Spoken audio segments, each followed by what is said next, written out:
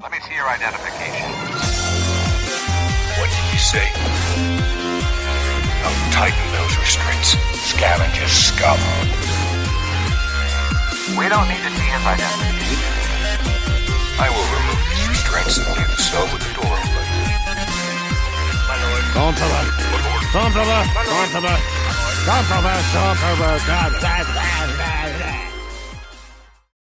Hello, everyone, and welcome to the Sidebar Cantina, the podcast where we talk about Star Wars, pop culture, Dave's fascination with the soundboard, or whatever the fuck we feel like talking about. I'm Mr. Jason Roscom. With me here each and every single week, said Dave Martin. Hello, Dave. Hello, Jason. How are you? I'm good. I'm glad it's warm in here Yes. because we are now celebrating what we would call, we've gone through the March weather. Yes. We've had full summer. Mm-hmm. Oh no, I guess it's full spring, then full summer. Yep. Now we're back to, I don't know, winter. Yeah. Late winter. It's like it's getting it down to like 28 degrees at night. Yeah. It's fucking freezing, Mr. Bigglesworth. Yeah, it's this weird schizophrenic weather we have here in South Jersey Yep. in recent years. It's very unstable around this time of year. You know, it starts to warm up, but then it gets really cold again. You know, you could possibly have snow, and then it's 70 degrees the next day. Right. And I wonder why we are the way we are, the people that grew up in this area. Like, you just think of the weather we have to put up with. yeah, You know, and this weather, and then the fact that we're only getting sunlight like 90 days out of the year. yeah, just really messing up my solar panels. I mean, you're still getting UV. Oh, sure. Yeah, I mean, you're getting UVA and UVB. You know, you're getting a full complement of that. You're just not getting, you know, the vitamin A that would be helping nourish your body. Mm-hmm. Do you mean vitamin D? You can get vitamin A also. Okay, from the sun? Mm-hmm. No shit. Yeah, the sun sucks. Yeah, fuck the sun. I hate it too. Not. So anyway, what are we talking about today? Looks like a baby.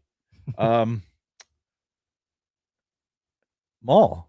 Yeah, Because that's all there is to talk about right now. yeah, more Maul. More Maul until there's no more Maul, and then we can be sad until there's Maul again. Yeah, well, we get to be sad for like a week, and then we have Mandalorian.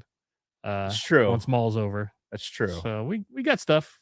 There are Star Wars things to look forward to. So it's not a bad place to be. Yeah, And it's almost May the fucking 4th already. that's right. Like, holy shit. Yeah, our anniversary Yep. and our 400th episode That's right. on the same day. On the same day. 94. I may or may not have invited somebody on the show that day. Okay, More to follow. all right. I have to follow up, make sure that actually happened. And I didn't fucking just fever dream it. All right, fair enough. Well, you'll have to let me know who, so I can prepare. What's that? Are you all right over there? Yes. I mean, the Anzellans are going to be important. That is true. You know, when we're getting into Mandalorian. Yeah, and we're going to talk about that here in just a little bit. Yeah. The Anzellans and the cute factor and what is wrong. Oh, sorry. I was trying to click on something and it was not working the way I had expected. It would help like if I the clicked on the right thing. like the Patreon stuff. Yeah, it was So- something, like that was something like that? that was going to get me to there. Yes. Right? Was it Yes. like has anybody gone back and actually looked at the data to see if ever you've had a successful going right into the Patreon? Yes, I have actually done that a couple of times. Okay. Not very often, but Out of the, well, I mean, And you would think we do this every week. You would think that I'd have a system. mean, the first like 100 or so episodes we didn't have Patreon, so that's fair. So now, the numbers get a little bit smaller. So the so small. percentages. My penis is so smooth. Anyway, so all right. Well, I guess speaking of that, should we talk about Patreon? Finally, yes. You can talk about Patreon now. All right. Oh, there is the the obligatory evening, which you can hear, by the way, on the audio episode. Oh, can you? Yes. Sorry about that to our audio listeners. It's this laptop I'm using. It's got this notification thing that it has to do once a day, and it chooses this time of the podcast. Yes, every day. It's like it communicates with my family that wants to call. I know, right? All right. Well, anyway, if you're enjoying the Sidebar Cantina's content, consider becoming one of our Patreon supporters. For as little as $1 a month, you can support this podcast and help make it possible for us to continue to bring you quality content week after week. We'd like to give a huge shout out to all of our current patrons: Frank Kalevich, Catherine Rennick, Dragon Buddy, Lord Helmet Fire, Nick from Sweet Studios, my wonderful mother-in-law Patricia Goodstein, Don Solsky, Wally Frogmore, Chantal from Pop My Culture, Helen Martin, Sterling Asia, Nicholas Schaefer, Kristen Roscom, Carly Vickers, Ivo G, Shotgun Mark, Frederick Martin, David Schmuck, Scott and Kim from the Use and Abuse podcast, and the Orange and Fetcho. If you'd like to consider becoming a supporter, you can find us at patreon.com/the Sidebar Cantina. Thank you again to all of our listeners and supporters. You 37. My girl. are the reason why we do this. 30. You always make it interesting. Oh my God. I'm so sorry. Such an inappropriate use of the My penis is so smooth. But it's the green button. Right. So I'm sorry. You have to hit it. It's the green go button. time. My penis is so smooth. All right. Anyway, we got any sidebar headlines? Yeah, probably. Oh my God. Let's see. Sidebar headlines from Lunar Girl. Get your butts outside the night of April 22nd, which is in a couple of days from when we're taping this. And look up the annual Lyrids meteor shower. The annual Lyrids meteor shower is set to dazzle with up to 18 meteors per hour. If you were an early riser, catch Comet C 2025 R3, also known as Pan Stars, about 90 minutes before sunrise. 94. Face due east. And she spells due, D-E-W. Due east. Yeah, due the dew. Yeah. Do it. Yeah, face due east. Look for the comet. If you're, I think for the comet though, you're gonna have to be in an area that has a little less light pollution. Yeah. Even with a telescope. Yeah, even with a telescope. Get in an area with less light pollution. Mm. In New Jersey, I mean, you don't really have to, like, it's funny. There's areas in New Jersey where you can get pretty dark. I mean, you think about the pictures that Vickers gets from his backyard. Sorry, I was nothing. Continue. I don't want to say another word. My penis is smooth.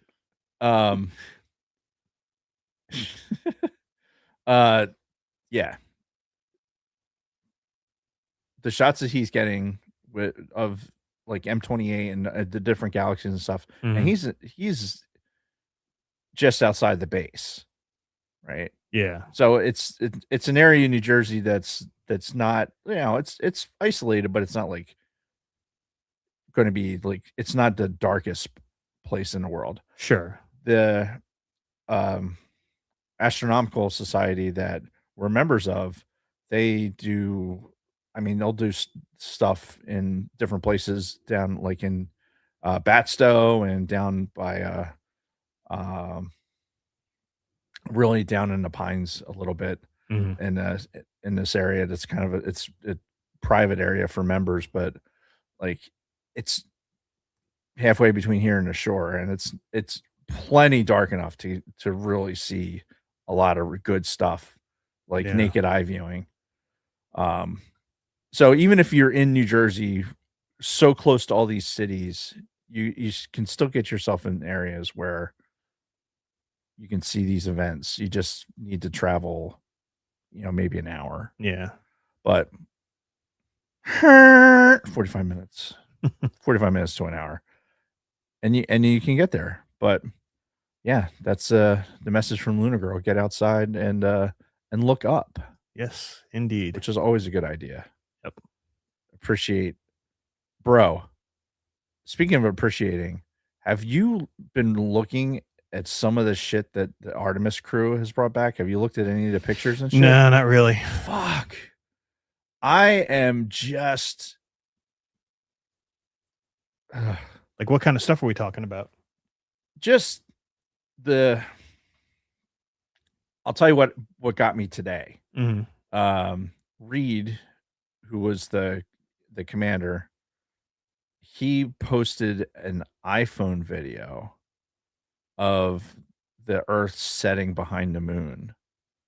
And it's like, it's not like super zoomed in or anything. It's like at 8 times. Yeah. And for the way he described it, in the in the description, I guess he wasn't really in a good spot to like get his head up in the observation window, but the iPhone camera like got in there like just right. Yeah. And once he got the focus in, like what they're looking at on the ass side of the fucking moon, which only a dozen human beings have ever seen Yeah. with their own eyes, looking at that and then watching the fucking Earth just disappear behind it with your fucking iPhone, with the same bullshit you have in your fucking pocket right now. And this dude's like, oh yeah, check that out. That's fucking cool. Yeah. Like, yes, dude, that is cool. Like, holy shit. And the pictures that are coming back, I think I said it on the pod either while they were still on the mission or when they first got back. The biggest difference to me for this mission and like the Apollo 8 mission is digital cameras have an infinite amount of picture taking ability. Yeah. Compared to what they had in Apollo 8. Notice Hasselblad's, they only had but so much film. Yeah. And they couldn't really see what they're taking pictures of. They weren't like traditional like handheld cameras. Like Right. they were set up to be if you look at them, they almost look like movie cameras. So that it was a difficult picture to take for them. That's why it had so much training to do it. Yeah. And even these astronauts, they had like 20 hours of training on how to take pictures of the environment they were going into. Okay. With the cameras that they had. Yeah. And you figure you're with a digital camera, if you're going in 3-shot bursts with whatever it is that you're taking a picture of. And then making an adjustment because you can immediately look at what you took. Right. It's like just the pictures are just going to be fucking phenomenal. So follow NASA on the socials. Yeah. Because they're posting amazing shit just constantly. Okay. That's where I would start. I'd say follow all the NASA social media shit because they're just throwing shit out there. Nice. And yeah, if it doesn't wet your whistle on wanting to get into getting back into the moon business, then I don't know what will. Right. Because dude, it is just phenomenal. Absolutely phenomenal. So much so that last night while I was trying to write a paper, in the background, I put on I watched Apollo 13. The movie? The movie. And I went from Apollo 13 to Interstellar. Nice. God, I love Interstellar. Such a good movie. It is. Did I told you, have I told you about the organ player feel like we had some kind of conversation about him. Her. Oh, So she's British. Anna Lockwood, I think. I have Anyway, no idea. I'll look it up and maybe post something in the chat. Oh, hello there. Oh, hello. Anyway, she's going to be in Atlantic City in May. I think it's like May 1st, actually. May 1st or May 6th. I don't remember. But she's going to be playing that giant organ in Atlantic City. My penis Oh, really? does miss. Yeah. And like she travels around, and the pieces that she plays, like she plays the stuff out of Interstellar, from Pirates of the Caribbean, like How to Train Your Dragon, like these, and more popular pieces that traditionally from organ. Mm-hmm. But the Interstellar stuff that she does, like just even getting it from social media, like the perspective, like I really want to go. I'm trying to talk Kathy into going, and I don't. She doesn't really. I don't really get the vibe that she's interested in sitting there and listening to somebody play an organ. Which I guess I can get that. It's a very very niche kind of acoustic experience. But you just watch Interstellar, and afterwards you're like, oh, that music was so good. I don't know if she's seen Interstellar. Oh, again, very. Like it's just not her. It's not her. I made Kristen watch it with me. It's not her speed. It's just there's a lot of black hole sciencey, stuff, relativity and things like that.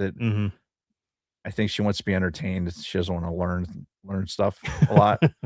So I feel that, you don't want to think, you just want to be entertained. I get that. Sure. It's about entertainment, not stimulation. Yeah. Excuse me. Anyway, that's it. All right. So we had our Mando tickets go on sale this last week. Yes. Mandalorian and Grogu tickets are on sale now. Yes. So if for some reason you haven't gotten yours yet, by God, get online and get them, because you're probably already going to get shitty seats. Yeah. So I got us tickets for the IMAX showing on that opening Thursday night. Excellent. So it looks like it's going to be the three of us, you, me, and Kathy. Oh, that's right. Kristen's she's not available. Yeah, she's out of town. So, and then I also got tickets for the 40X theater that following Saturday, which at the moment it looks like it might only be me and Ben, because I'm not available. Yeah, because I'm gigging that day. Yeah, two of my kids are kind of flaking out on Star Wars stuff. My two oldest, well, actually, Ben was never that into Star Wars stuff, but he likes going to the movies, so he's gonna go. But yeah, Rob and Adam, they don't seem to care too much for Star Wars stuff anymore. Well, I mean, maybe it's just not speaking to them right now. Yeah, it's fair. I mean, we fell out of love with Star Wars for.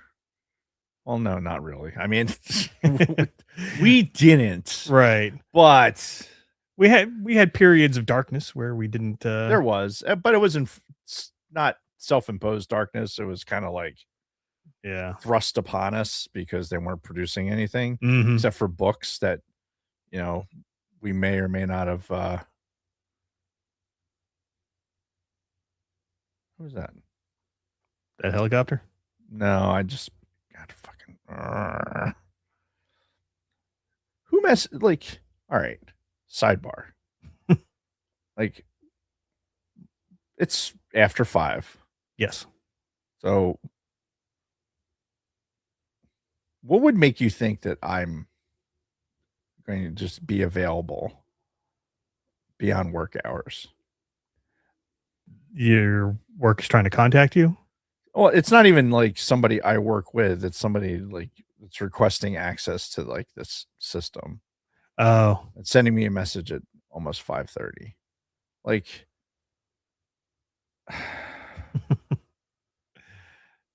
how about no, Scott? Yeah. It's just annoying.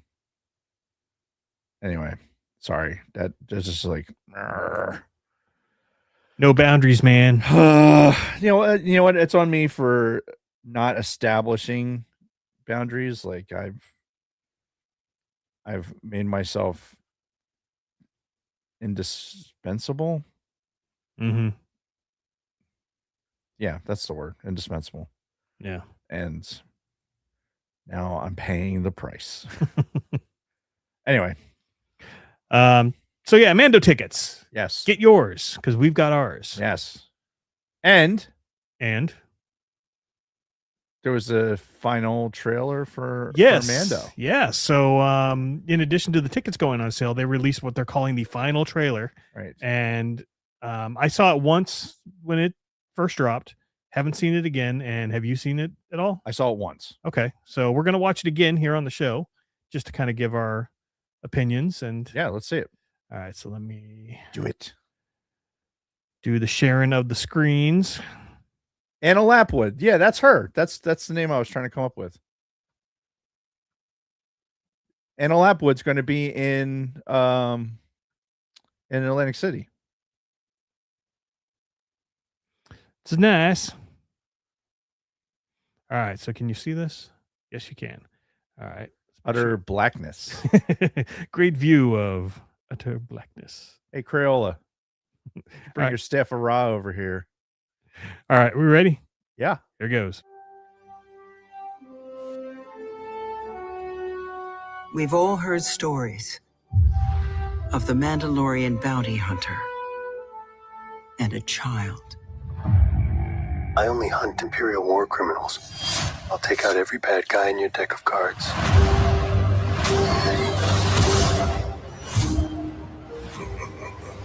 This isn't about revenge. It's about preventing another war. That's a good shot. Before going into harm's way, check your armor first. We're protecting everything the rebellion fought for. Good luck. You're gonna need it. Oh no. Hey. Strap in. They're really leaning into the cuteness in this one. We need a professional. Hang on. What happens when you're not there to protect him? You good?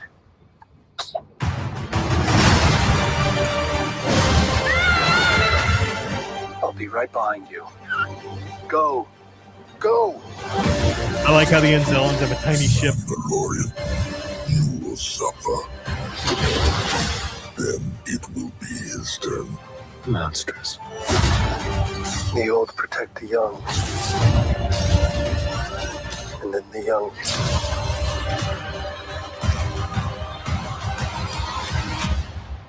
Protect the old. It's time.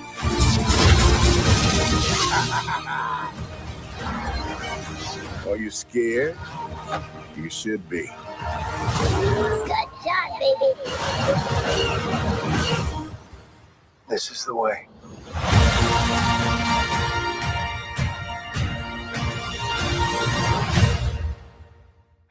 As this thing gets closer, it just, I was so kind of wishy-washy on the whole thing. I'm just like, it just seems it's like too campy or whatever. Mm-hmm. And now as it gets closer, it's like, oh man, it's starting to be like, hey, it's a Star Wars thing all of a sudden. Right, and there's actually some anticipation now, right, of it coming out, and you know what it might be? What's that? It might be sprinkling a little the J Dubs on there. Let's sprinkle a little John Williams on that thing, mm-hmm. and get the people into it. Yeah, because I mean that might be the difference. I don't know how much of it I've heard. I mean, there's been a little bit in the other trailers. Yeah, but this one like started off with the Yoda theme. Yeah, so yeah, it's kind of like, all right, this is. We were playing up a little bit of like, yeah, it's fun, campy, it's like, yeah, man, mm-hmm. And then now it's like, yeah, things are happening. Yeah. It's getting me excited. I'm more and more looking forward to it. Like that's just this trailer. the trailers have been effective for that mode of like getting somebody like me to be more and more interested into it. Yeah, for sure. And I will say this to everybody out there: don't listen to when we get closer to the release date and you start getting critic reviews. Don't listen to the fucking critic reviews because, again, they've got their own agendas, their own things going on, and they're probably going to tear this thing to shreds because it's exactly the same as the show. It's filmed in the same style as the show and everything, and these reviewers, they want more and different, and I think Make your own fucking decisions. yeah, just don't be sheep. Yeah.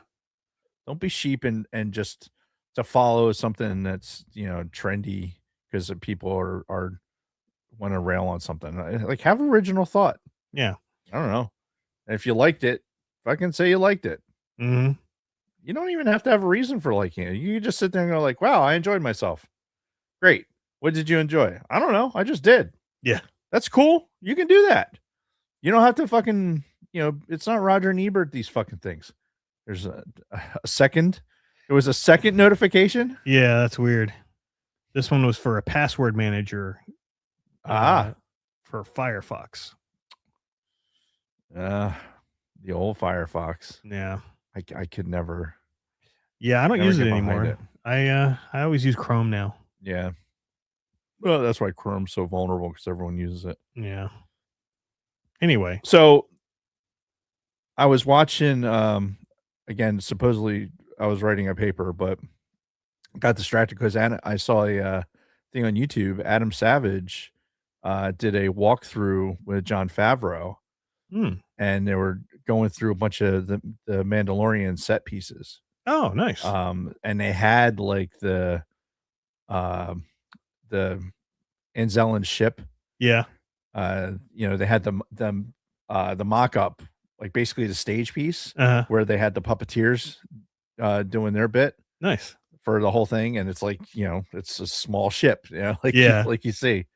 Had a Mando suit and all kinds of shit. I would, if you and it's Jon Favreau, like talking about the whole thing. It's not like, oh hey, it's Jon Favreau off in the distance. No, it's Adam Savage and Jon Favreau talking about Star Wars. Mm-hmm. So it was a good 15-20 minute spot. Yeah. So I would highly recommend. I mean, I obviously have a man crush on Adam Savage anyway, but this was one of those where I think it was like, from a Star Wars perspective, like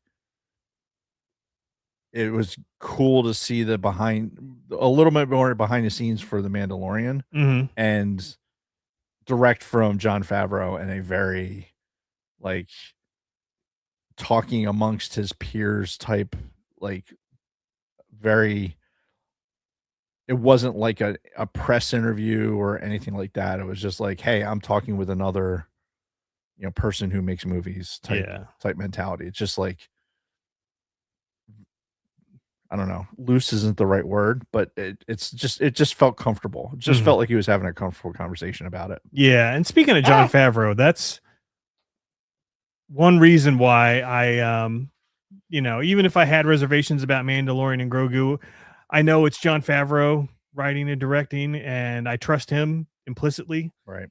Because the whole story about how Mando and Grogu came about, like his original concept for the Mandalorian and the Grogu character, how he used to play with his Star Wars toys, and he always would have Boba Fett and Yoda go off on adventures together. And that's how he came up with the idea for Mandalorian and Grogu, what he used to do with his toys back when he was younger. Yeah. And I'm like, that's the guy we want. Yeah. That's exactly the guy making Star Wars content for us. Between him and Filoni, it's like, yeah, these are exactly the people that we want running Star Wars. Yeah. So in Favreau, we trust. And one last bit of news, and that is tickets for Star Wars Celebration are going on sale May 6th. So just hair over 2 weeks. Yep. And when is Celebration? It is April 1st to the 4th of 2027. It's a celebration. And like I told you before we started recording, Kristen and I are definitely planning on going. And you're obviously invited as well if you can swing it. Yeah, it's yeah, have to talk to Kathy, see what the plans look like for next year. Yeah. And yeah, see what we can pull off. Yeah. So it'll be good. It's in Anaheim, and yeah, never been to a celebration, so I would imagine this would be a pretty damn cool experience. We know Don and Brady went to one in Chicago, I think it was. Yeah, I think so. Yeah. A handful of years back. Yeah, it would definitely be one of those once, once in a lifetime experiences, Hell yeah. I wish it would come like East Coast closer than Orlando. Right. I wish it would. I mean, even if it ended up in New York City, which that would piss me off because fuck New York. But it still wouldn't be too bad. No, we could take the train up there. Yeah, exactly. Like, even if I'd be even willing to, spend some Hilton points and fucking stay in the city to be able to, eliminate some of the commuting. But it'd be nice to not have to fucking fly cross country or, fly to Orlando during spring break week. Mm-hmm.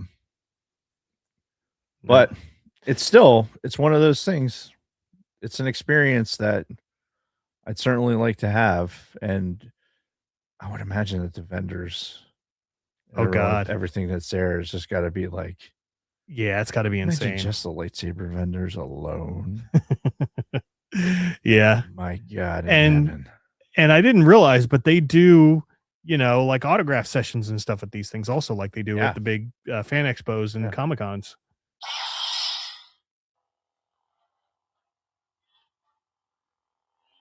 Nice. So such a satisfying sound. It is. But we've got more lightsabers to talk about later on in the episode, so let's get through some more business. Yes. And we'll get to there. Let's talk about our weeks really quick. Let's do that. All right. Well, first I have an addition to the Sacred Jedi. So I was in Merchantville this last weekend. Okay.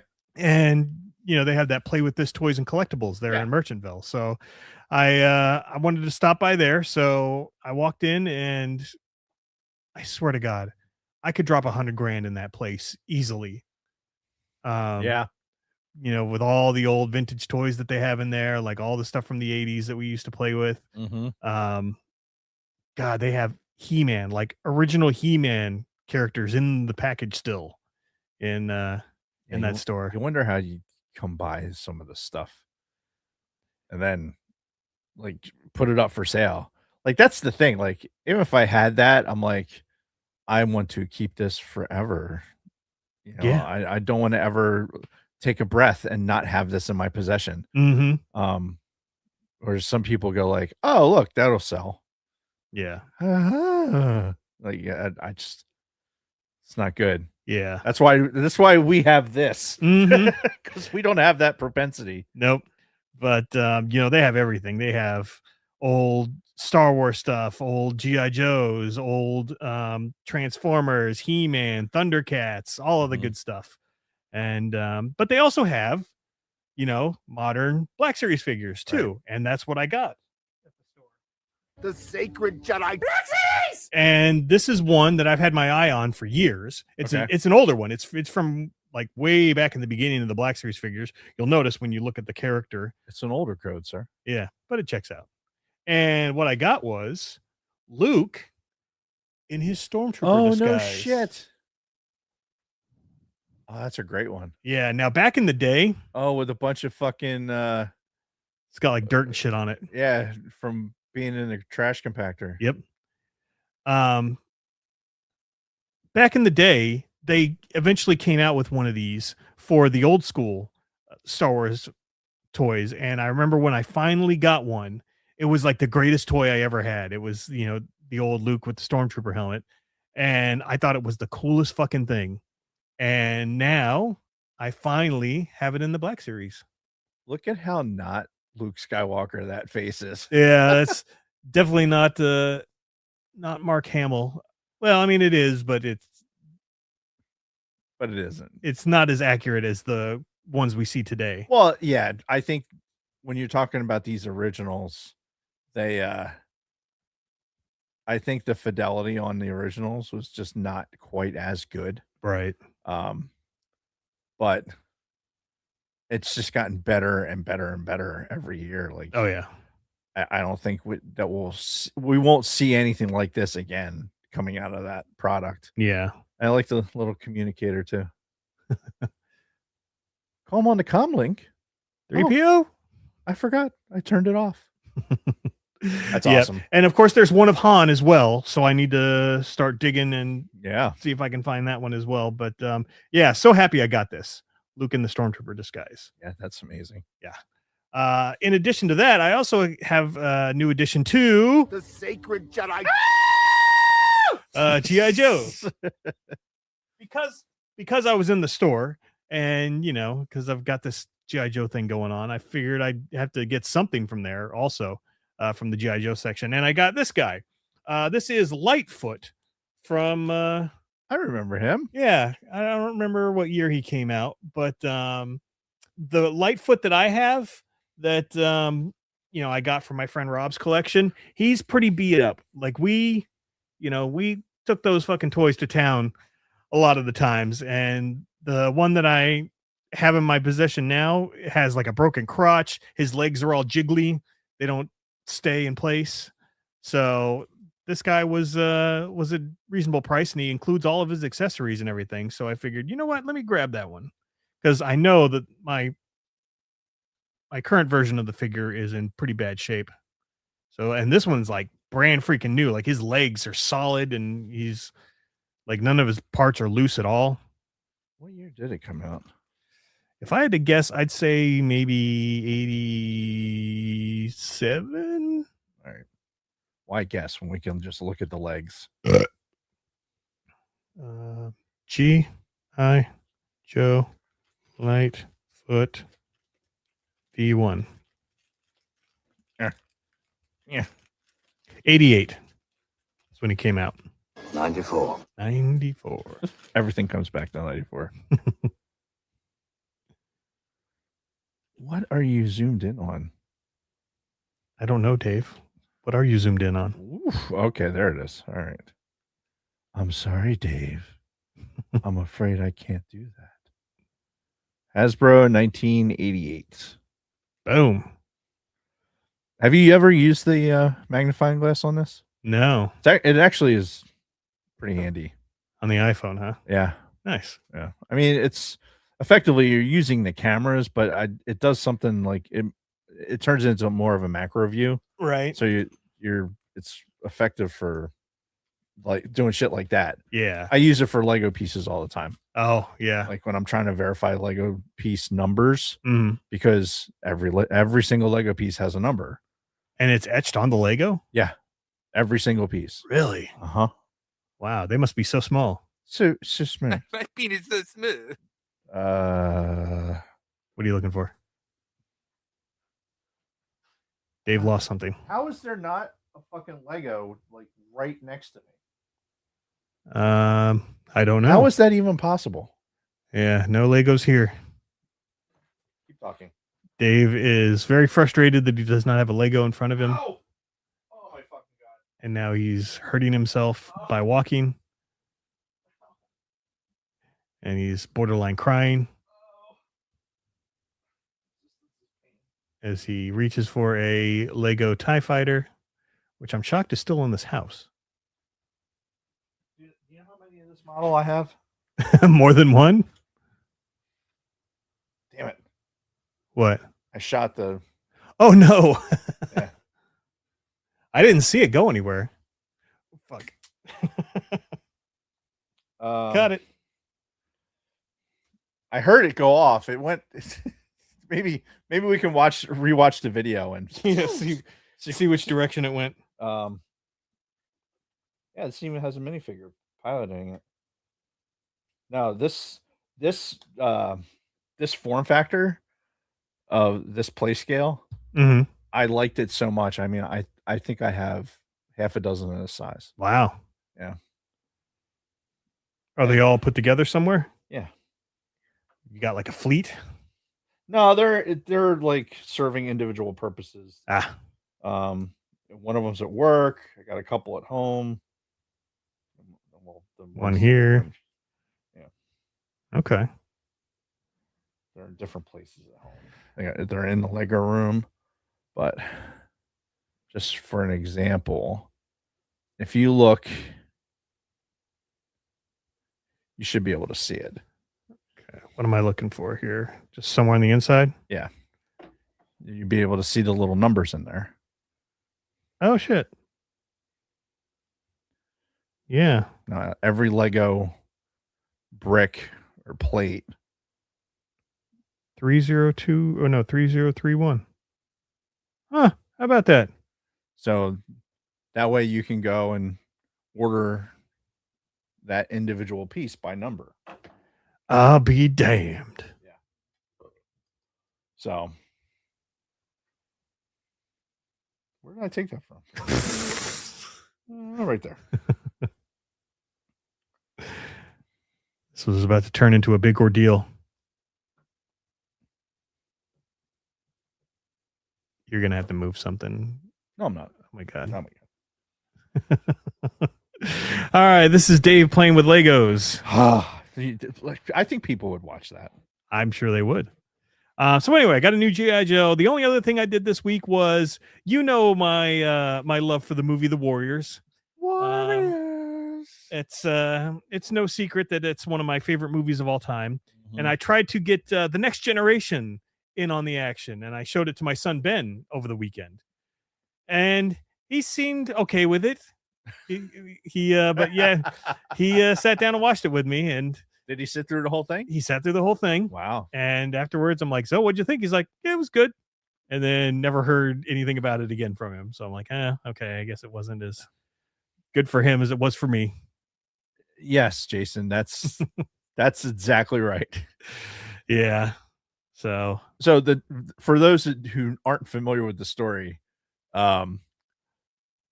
Jason's obsession with the Warriors and the fact that me and another an old coworker of ours, somebody we flew another with, former boom operator, we hadn't seen it, and we were pulling alert together down south, and it was just a perfect opportunity. We're like, oh, we're gonna, I think we rented it.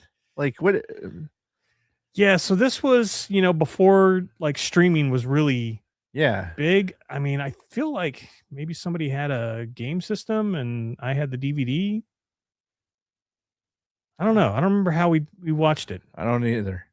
Yeah. But we watched it. We were in Jason's room, and we were on alert, so we couldn't drink or anything. Yeah, so and this was like 2010, 2011 time frame. It was straight sober watching the Warriors in Jason's room, and just fucking Mystery Science 2000 the thing. It was interesting. It was an interesting movie. Yeah. But again, one of my favorites of all time. Yep. I've tried to bring other people over to the dark side, but it seems like it's not for everyone. It's a Jason thing. Yeah. Oh well. It's okay. Do? It's okay. It's a Jason thing. Yeah. But that means when I die, it goes with me, which is sad. Just leave a bunch of copies of it around. Yeah. Like you just leave a hard drive with just nothing but the Warriors on. I'm like, what is this? What file is this? Like 5,000 files, and it's all just the Warriors movie. And then in your will put, if you watch all of these files, at the end, a text file will come up with the key to your treasure. Ah, yes. And then you put at the end of it like a GIF of somebody, Warriors, come out and play. Fucking hilarious. I should do something like that. All right. See, Chris Forsyth's with you. He loves the Warriors. Yeah, it's a great fucking movie. That's why. Oh yeah, the video game was great too. It was made by Rockstar, the same guys that made GTA. I can see that being a good video game. I mean, it's a fucking gang war. Yeah. Like, what's there not to like? Yeah. Let's rape broads and fucking have a gang war. Mhm. All right, let's do it. Give me break some bottles and. Now, to be fair, there is no raping in the movie. There's only it's only insinuated. Insinuated, yeah. But I mean, it's aggressively insinuated. Sure. Anyway, it was a different time. It was a different time. It was the 70s. What are you gonna do? So yeah, that was my week pretty much. What about you? So I was supposed to bring it with me and I forgot it. What's that? So Kate calls me and she's like, "Oh, I sent you a thing. It should have arrived today." So, and her words were, "Hopefully mom will let you leave it in the house." Oh boy. Like, what the fuck? So I open it up and I'll bring it. I promise I'll bring it in next week. Mhm. But it is a 3D print of Cornholio. Right? It's like this. How big is it? It's probably about yay tall. With the arms out like this. And it's a toilet paper holder. And his hands are holding the toilet paper? Yeah. Nice. Like, I am the great Cornholio. I need TP for my bunghole. Oh, And that's great. It's fucking hilarious. And I'm not allowed to put it anywhere in the house. No. Like, I'm just not. Kathy shut that down. Oh yeah, right away. So I'm like, hey, look at what Keith got me. Like, oh, what if I put it in the downstairs? No. It's worth the shot. Yeah. Probably gonna take it to work, to be honest. Oh, that's funny. But yeah. GP for my bunghole. It's funny because Kate I'll get random calls from her and she'll be in the car with her while she's at work. And she'll put me on speaker and she'll say, "Oh, do Beavis and Butthead," or God. do Hank Hill, or just do these random impressions for like her coworkers or like the kids, that she's at work. Yeah.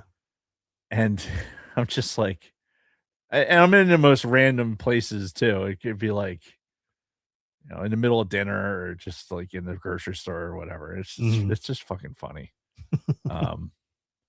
So yeah. So now I have a Cornholio toilet paper dispenser. That's great. So I always have TP for my bunghole. Just not in your house. Just can't use it in my house. Right.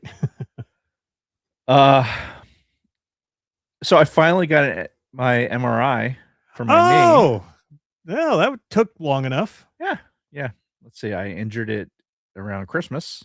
Shit. And I just got the MRI. All right. And yeah, it's not great. There's torn meniscus, which kind of figured. Kind of knew that. Yeah. And I have a sprained MCL. Grade 1 sprain, which is not that bad, but it's still there. Yeah. And apparently where the ligament attaches to the bone, there's a fracture. Really? Yeah. Which is probably why it hurts so bad all the time. So wait, you're a fracture on the bone? Really? Shit. So I don't think it's that. Honestly, it's probably not that big a deal. It probably just means I need to keep it isolated more. And when I finally see ortho, which God only knows when that's going to be, they'll probably just put me in a heavier brace for a little while to encourage that to heal. Yeah. But I mean, they'll scope it, just like they did the other knee. Yeah. And I just want to get it done sooner than later so it won't ruin my summer. Yeah, for sure. Because it still takes a few weeks to, getting your knee scoped is not that big a deal, honestly. But there is still some recovery that you have to do. Yeah. So yeah. figured out why it fucking hurts all the fucking time. Well, at least you At least I know something now. Yep, at least I know. So I was actually, I gave them today to call me. Mhm. So tomorrow, like first thing, I'm gonna call them and be like, where's my ortho referral? Yeah. Right. It actually says in the MRI, like immediate attention required. Like, okay, yeah, immediate attention. Probably could have used that back in January when I first started this whole fucking process. And are you doing all this through the VA? Yeah. Okay. Yeah. Yeah, because I don't know what look, we are I don't even want to have this conversation because most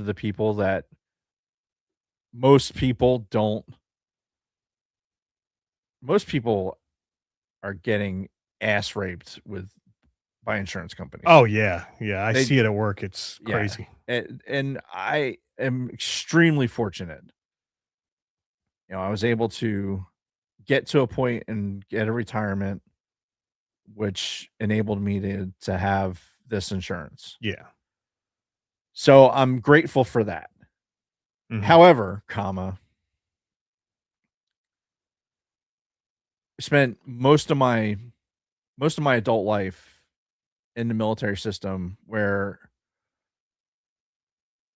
I was not the intermediary for all of these things. Like when a referral gets denied, like it getting kicked back to me and me having to go back to a doctor to get a new referral Right. to go back to this other person. Right? Yeah, we didn't deal with that. Why aren't you communicating with the person who wrote the referral directly so you can actually get it fixed to what you want it to say? That would make sense. Like, what else needs to be said besides MRI of right knee? Like, what the fuck out? Like, is there some code that you need? Most likely, that's what it is. Right. They need some fucking. It has to be a particular fucking code that they can bill against. And if it's not there, then they're like, "Oh, well, we can't do this," and they send it back. Mhm. Like, okay, cool. Talk to the fucking people that understand what the fuck that means. Yeah. Don't send it back to me and then I have to fucking go back and forth. Yeah. It's Like, stupid. why do they do that? Well, I have a feeling I understand why, because it's going to get lost in the shuffle and then they won't have to pay anything. Right. So it's like, oh, if we keep fucking playing pong with the poor schmuck that's in the middle of this, then it'll just get lost and we won't have to pay anything. I'm sure they count on that for a lot of things. Yeah. Well, that's why they say no the first time for everything. Yeah. Like, no. Like, okay, but I might die. Like, all right, maybe. Like, keep trying. Mm. Like, fuck you. Like, I just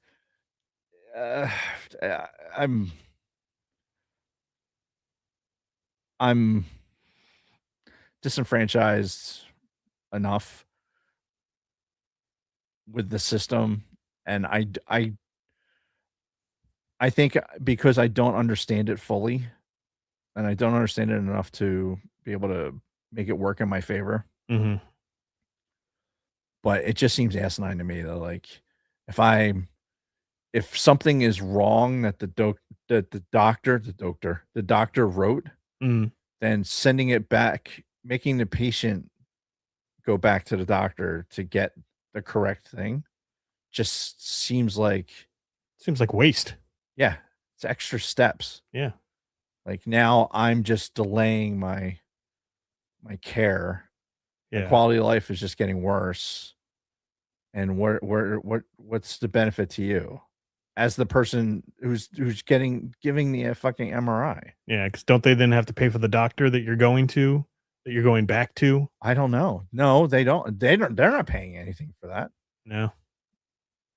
If the referral's going back to them, I mean, I guess it's probably not going back to a doctor at all. It's going back to somebody who's fucking at some billing, place. It's like, oh, well, okay, we'll write it against this code. That way, when we build the insurance company, we're not getting fucking shafted. Mm-hmm. it's just it's awful, and I feel terrible for the majority, the vast majority of people in this country that have to fucking deal with it. Yeah. Um, It sucks. so the VA has its problems for sure, but at least the VA is closer to what I understand because that's what it's closer to what we dealt with for our whole careers. Sure. Yeah. You know, with like, all right, I'm inside this same building. I don't have to like it's this isn't I'm not self, you know, I'm not yeah, there's some things that I do have to take upon myself because you're your own best advocate, right? Of course. And that's self advocacy is important. Yeah. But I'm not going to another doctor representing the doctor who denied something or the office that denied something because it wasn't right. Yeah. They're communicating. They're going on teams and fucking like, hey, this thing isn't right, and they'll go, oh, okay. So it's seems simple enough, but yeah. So who knows when I'll be able to get this thing fixed? It's nice to know that I understand why it hurts, so that gives me some solace. But sure. But it still fucking hurts. It's just fucking miserable, absolutely miserable. Yeah, insurance reps making medical decisions that don't have any knowledge of it. Oh yeah, that's the whole problem is that it's a for-profit business. Yep. So right away, you know that they don't have the patient's best interest as their top priority. Yeah. Well, there's a whole side conversation to have about that because even like in the military, like when you're done, I would argue that the VA, it's not in their best interest to keep you alive either. Yeah. Right. It's not a for profit, but it's definitely like it's a lot easier on them if you don't exist. Right. Because that's one less person. Yeah, because they have their own budget. Right.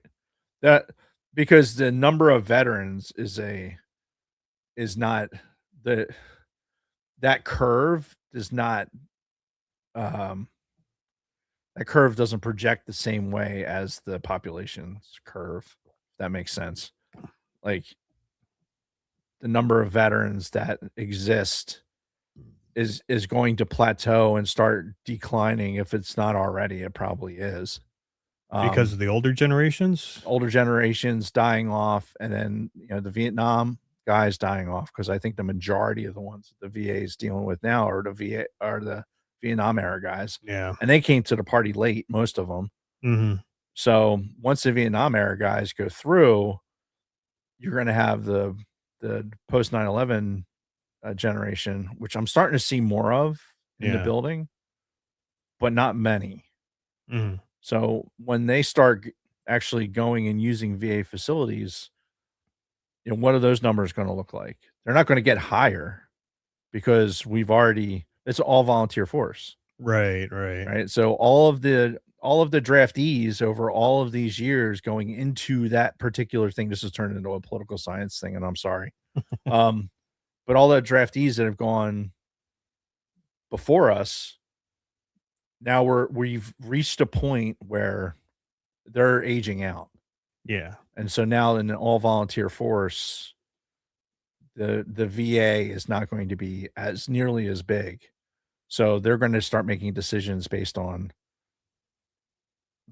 the size of what their responsibility is. Mm-hmm. And honestly, that's one of the reasons why I keep going to the VA. It's because it's almost, I want to keep punching them in the dick to remind them that they have a responsibility. Yeah. Right. I'll continue to remind the branches of the government and the American people that, hey, we volunteered to do this. However, we volunteered and you didn't. So it's not something to be forgotten. Like this organization has a responsibility. this country has a responsibility to its veterans. Oh yeah, absolutely. And the second that we stop using the VA, the second the VA is like, well, we're going to start using privatized medicine, Mhm. right? Now now there's nothing. Now there's no culpability on the country to take care of its veterans. Yeah. It'd just be a paper tiger at that point. Mm. And that's not a good place to be. Anyway, No. off my soapbox for that. The last thing before I have to pee. No, I did not watch the Sky King documentary. What is that anyway? So do you remember, I forget when it was, but there was a dude, it was out at SeaTac. I'm pretty sure it was SeaTac. He was a ramp guy Mhm. and he got into a King Air and he basically he stole it with Oh. the intention of, killing himself. Okay. No flight training. Wow. Like had no like he took a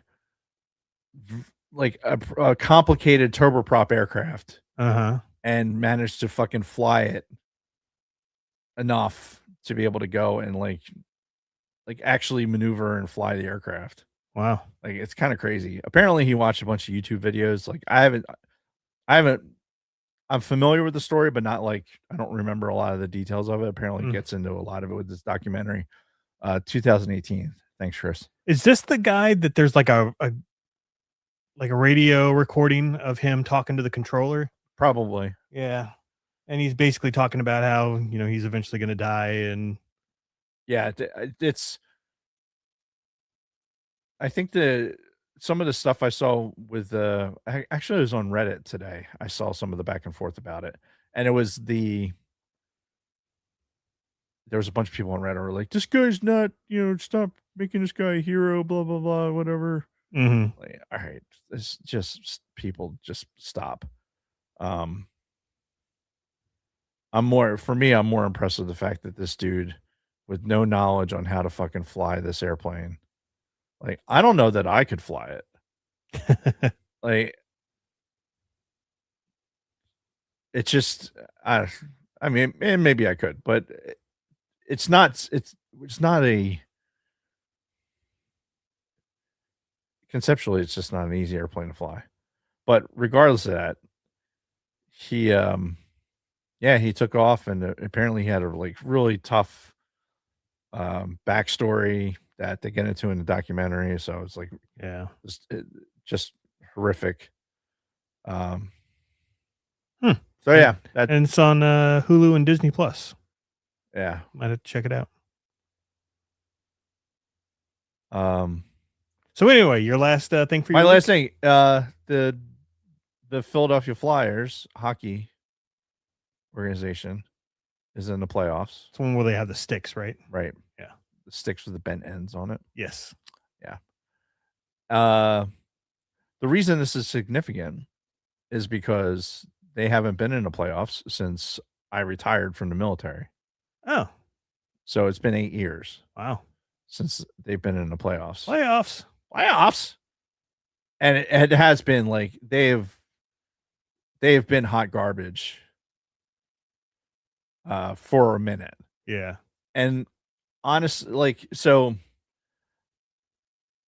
I don't jump around and wave a lot of Flyers flags because I don't really get into hockey until the playoffs. And because I've been a Flyers fan, I've bore the benefit of that luxury where I can watch March Madness and then get into the beginning of baseball season, Mm-hmm. and then playoff hockey comes in, and then that's when I dust off my Flyers hat and maybe get a sweater out of the closet and fucking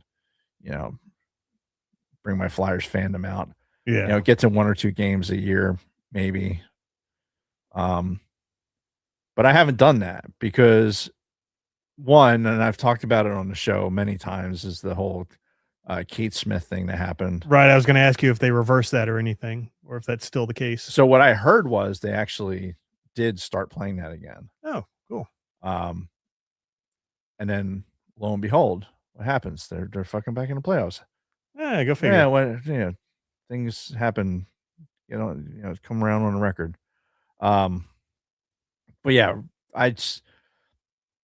it just hasn't been a good product, and I just haven't had the emotional investment, the emotional bandwidth to put into it, Mhm. because it's just been like you've shit in my mouth for the past 6-7 years, Mhm.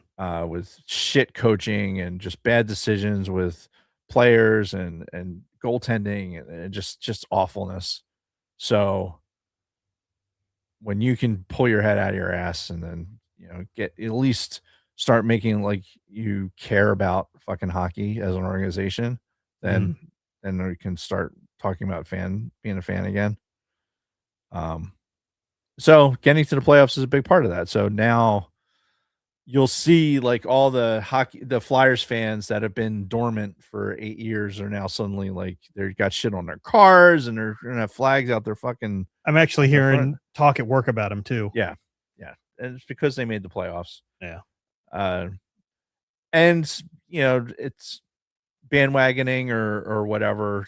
But I think there's probably a lot of Flyers fans that are like me. Hockey's not their primary sport. And really it wasn't we were used to putting aside the time to like, okay, it's playoff time. Now I'm going to get into hockey. Mhm. I've like throughout this whole season, I've been watching them just tangentially. So Sure. I could speak to what's going on with the team. Yeah. All right, here's some moves. Here's basically what they've been doing. There's what they're, just basic shit. Yeah. Um, but not like I'm. This is my sport. I was more into the fucking hockey in the Olympics. Yeah. I enjoy the sport. I think it's one of the, if not the toughest sport that's played. Yeah. Just from the energy level and just the toughness and lack of teeth. Oh yeah, I mean, fucking hurling some. Have you ever felt a hockey puck? Yeah. Yeah, it's fucking hard as shit. Mhm. And they're slinging that thing in like 100 clicks an hour at your face. Like it's going to do damage. Mm. So yeah.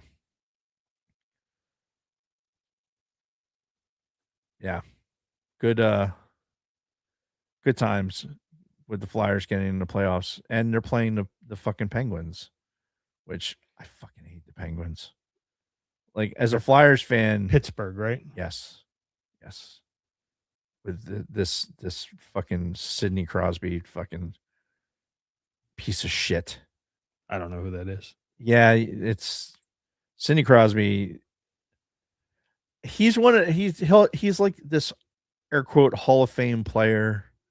Like everyone's like, oh, he's the best person. No, Crosby's a piece of shit. Okay. He just is. He is just I don't know. He thinks he's God's gift to hockey. And I don't know. He's just a piece of shit. I can't stand him, and I can't wait till he fucking retires. What I'd love to see is the Flyers get on home ice, and then somebody fucking takes a skate off and fucking and slashes him across the face. I'm the only one who took a skate off and tried to kill somebody. Right. That's what I want. That's what I want to see. Like Sidney Crosby's last game, because somebody fucking took out his carotid. Which that won't happen, but I mean, even better if it was another Canadian, just like so they can't blame an American doing it. Right. Just have another Canadian do it. Do it like Frank Drebin. Which police squad was that? Where they had OJ and they were killing the Queen. Remember that? I think that was the second one. Was that the second that had one? the Queen in it. Yeah. And they were like, basically, what were they, hypnotized or something like that, or they're fucking going to kill the queen. Something like that. I'd love to do that to pick a Canadian and just fucking have them come up with their skate and fucking skate up to one, try and stab them. Fucking great. But fuck Crosby, fuck the Penguins. Whoever skates out of this one is going to be the best team in Pennsylvania. And after that, they get even further. That's awesome. It's a young team. They're only going to get better from this.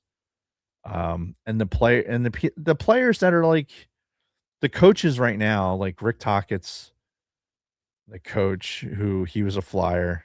Like he was a Flyer that I watched when I was in high school. Right? I watched him skate with Eric Lindros and John LeClaire, like those guys.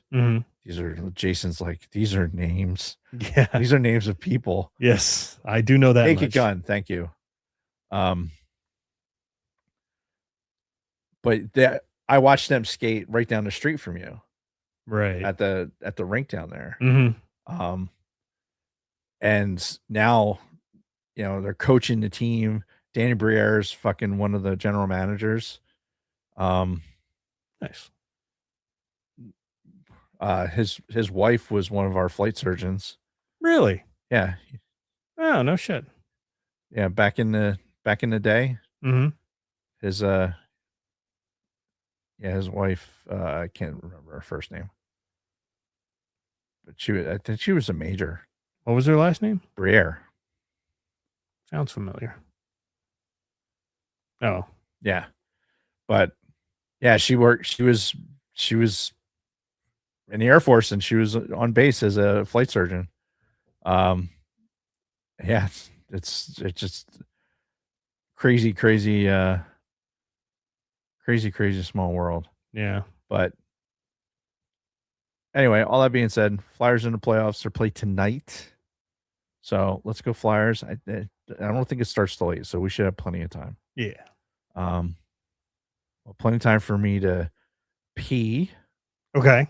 Which is going to need to happen. All right. And then we'll come back, and then we'll get into some Maul. All right. So why don't we do that? Why don't we take a quick break and then come back for our main topic, Maul episodes 5 and 6. After this quick word. I didn't have it. Colt 45. How was that? You didn't finish the thing. Oh, that's too late. From our sponsors. Colt 45. It's a dynamite taste. It's a grin. It's a groove. It's a blast. Colt 45. It's a dynamite taste. It's a win. It's a definite blast. Colt 45 and loaded with dynamite taste. So grab one, down one, get yourself around one. Colt 45, malt liquor. Colt 45 is the dynamite taste. All right, I am scrolling through the chat, seeing if we missed anything. Yeah, Chris asked about WrestleMania. I haven't watched pro wrestling. Well, really, I stopped watching pro wrestling when my best friend died, the guy who I watched wrestling with back when we were kids. He's the one who got me into it, and we watched it for years together, all through the Attitude Era, through the 80s and the Attitude Era. And he died in January of 2000, like just before. Well, I guess it was about a year before the WCW buyout, but I watched it for a little bit after he died. But then after the buyout happened, it kind of felt like the end of the storyline for me. So it was when I stopped watching it. But I've always followed it. Like I've always looked at the current rosters and the cards for all the big pay-per-views. So I still kind of follow it, but I just don't watch it, if that helps.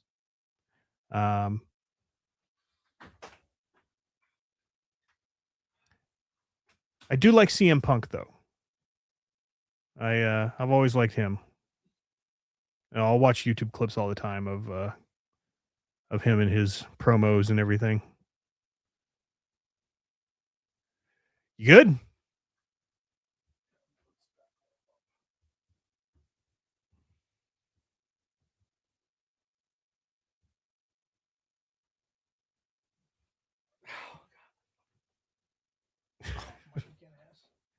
He's dying, folks. Yep. Slow, painful death. Falling apart right in front of our eyes. All right, well, whenever you're ready, put your headphones on and give us a countdown.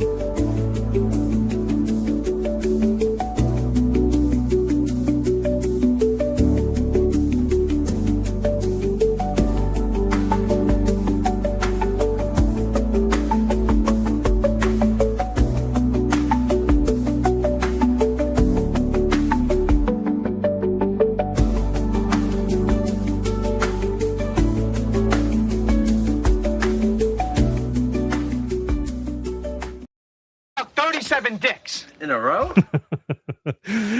See, when we do these little countdowns, these like 30-second countdowns or the Colt 45 commercial, what you don't see is Dave fucking around with the soundboard the whole time that we're doing that. It's pretty funny. Well, that 30 seconds needs to have some embellishment because that fucking music is just not good. Yeah. Like it's the most boring fucking Right. things that are boring.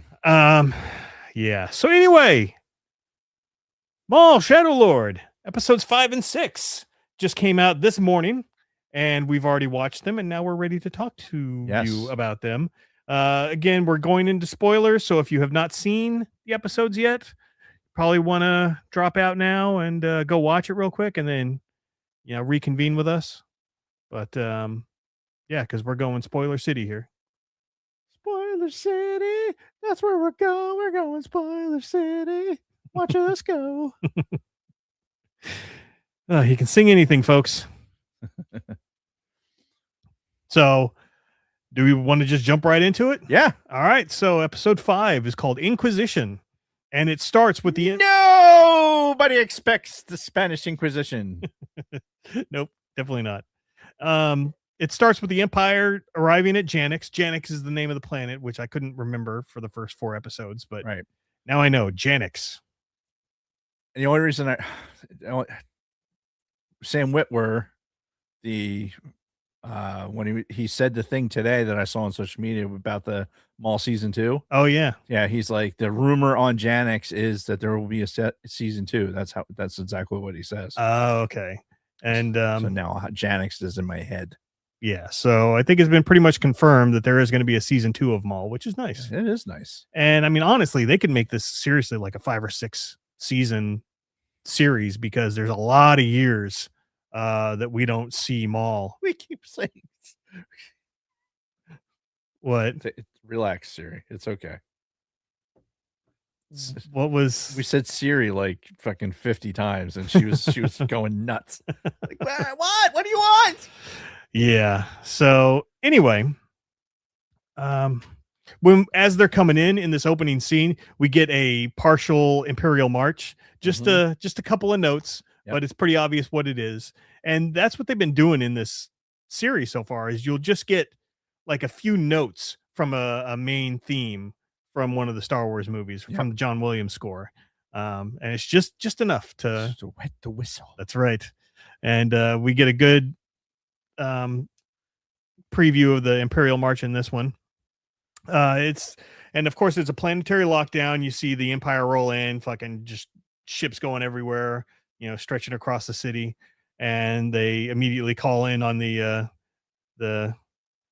intercom or whatever of the planet. They're like, "This is the Empire. You are in lockdown. Yeah, everyone stay calm. Yeah, but be ready and have your IDs ready because we're gonna get you." Yep. Did you notice? So when I first saw the shuttles as they came out,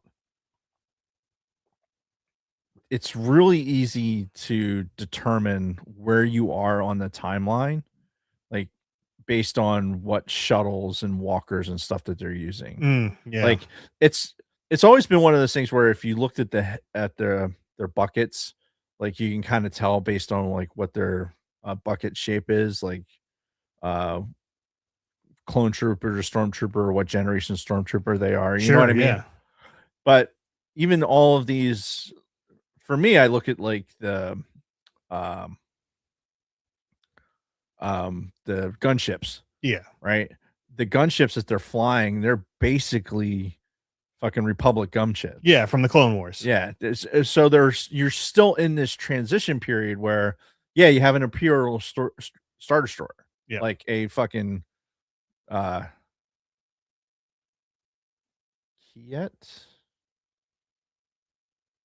Who was the builder? Was it KYE? Anyway, Star Destroyer.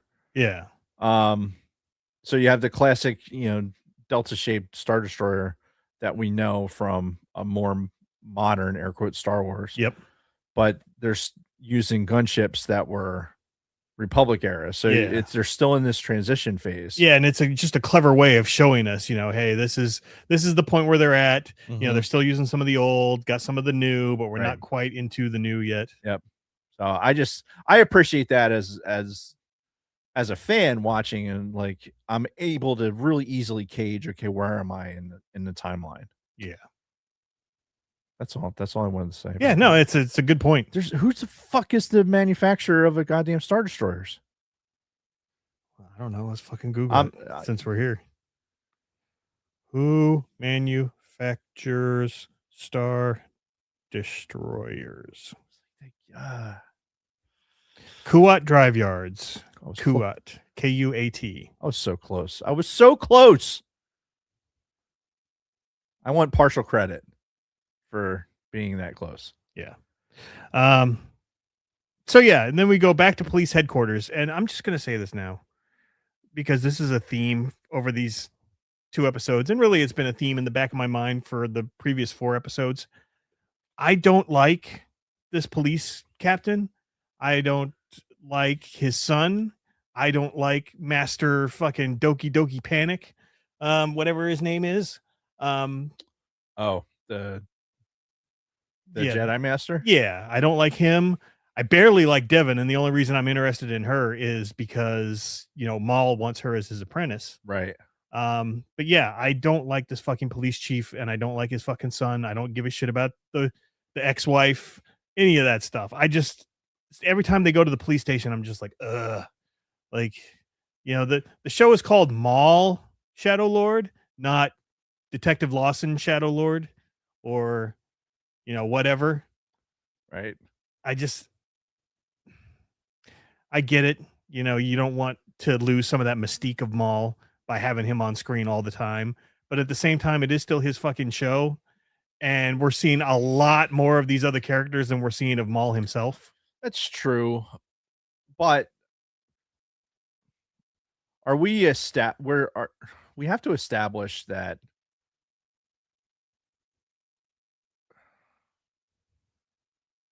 we have to establish something within the story that's outside of what Maul is doing.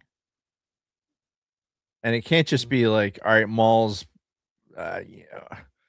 just annihilating everything in his path, and he's waiting for something. He's waiting for something. He's following this vision that he has, right? Mm-hmm. And he needs this Padawan. It's obvious that he needs this Padawan to come to him. He can't force her to do it. Sure. He can't really coerce her. Like he needs it to be her decision. So these sequence of events has to happen to affect that. And the captain with the police scene and everything else, they introduced the police scene. What I find interesting about the whole police sequence is that we've never really broached this before on any other worlds. Like in Andor, we had like the local police. Yeah, that's where Cyril Karn started at. Right. But it was like contracted, right? Here's this contracted security forces, basically. Yeah. Whereas on this planet, this is like, it's meant to be like NYPD. Mm-hmm. And with that same structure, right? Here's the, police captain, everything else. And they're not contracted by like the government or the empire to rule. This is like local citizenry policing themselves. Yeah. Which I'm fine with that. but give me a more interesting character. You know, I The divorcee who's I I think that the the ex-wife is going to play a much bigger role because of her involvement in the Empire. I mean, sure, they've teased it to this point. yeah, but I mean, yeah, she's probably going to help Homeboy and the son get off world and all that. But the thing is I don't care. They could fucking both die next episode, and I wouldn't shed a tear. You know, Right. so I don't know. I do not care about these characters at all. And that's the only thing that's really taken me out of this show. It's like overall I'm still really enjoying it, but I just don't like these fucking side characters that are basically the main characters of the show. Cuz again, you see Maul in like one or two scenes every episode. And the rest of the time it's this fucking cop and the fucking Jedi and Yeah, I'm not nearly as bent out about it as yeah. you are. I think I think we need to have this development, right? Because I look the cop and his kid, whatever, they are a plot device for something else to happen. Right. I'm sure they're building up to something that's Yeah. going to be intertwined with the Maul story. It Right. better be anyway. So and then that connection to the Empire, like I have a feeling like it's not going to be that she gets them off planet. I have a feeling she's going to rat them out. Oh, She's going to rat out the fucking captain. The kid might get off planet, yeah. but she's going to rat the captain out. And Maul's going to get Devin, and the master's going to be dead. Yeah. Like that's how I see it ending. Okay. And what that does to the captain, however that turns out, who knows? Yeah. Right. But you need to have something going on besides just Maul stomping around. I get that. I do, but I just don't like what they've given us. I mean, Yeah. Well, apparently Chris in the chat disagrees with me. But yeah, either way, I just wanted to get that down because when you hear tones of dislike as I'm talking about the fucking, Lawson and his kid and all that, you'll know why. So anyway, we're back at police headquarters and the Empire fucking roll in and they take Lawson's boss, that Chief Clydesdale, I don't know. yeah, whatever her name is. And they basically go up to her and they're like, "Oh, you knew Maul was here and you didn't call us immediately. Right. So we're going to take you into interrogation room A and we will proceed to find out exactly what you know and don't know." Which, yeah, that seems reasonable. Like, tell us what you know, because you've obviously been withholding information. Yeah. And then, would you leave the captain out? Like, why not bring him into interrogation room B at that point? I don't know. Maybe make him sweat a little bit. That's what I was thinking, play some little mind games with him as they're off interrogating his boss. And oh yeah, and this lieutenant is Lieutenant Balake. Balake. Yeah. That's what we're gonna call him from now on. I like Lieutenant Balake. Yeah. So down in Maul's lair, he talking to D Nice. Yeah. You say your name right.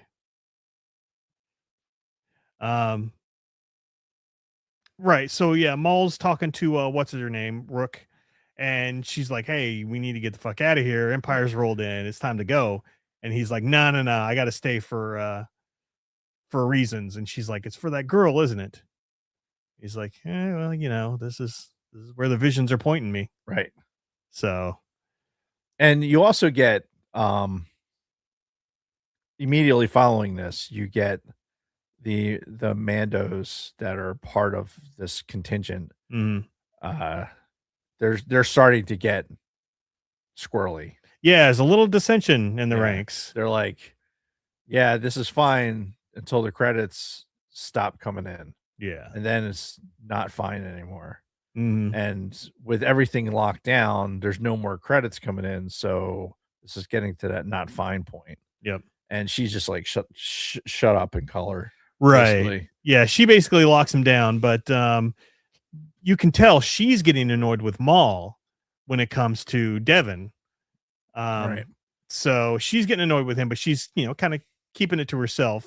You can see it with the expressions on her face. Do you think they're trying to play it more like a jealousy thing of like she views herself as the number 2 Could be. and him going after a Padawan like would somehow lessen her position? Yeah, that very well could be so.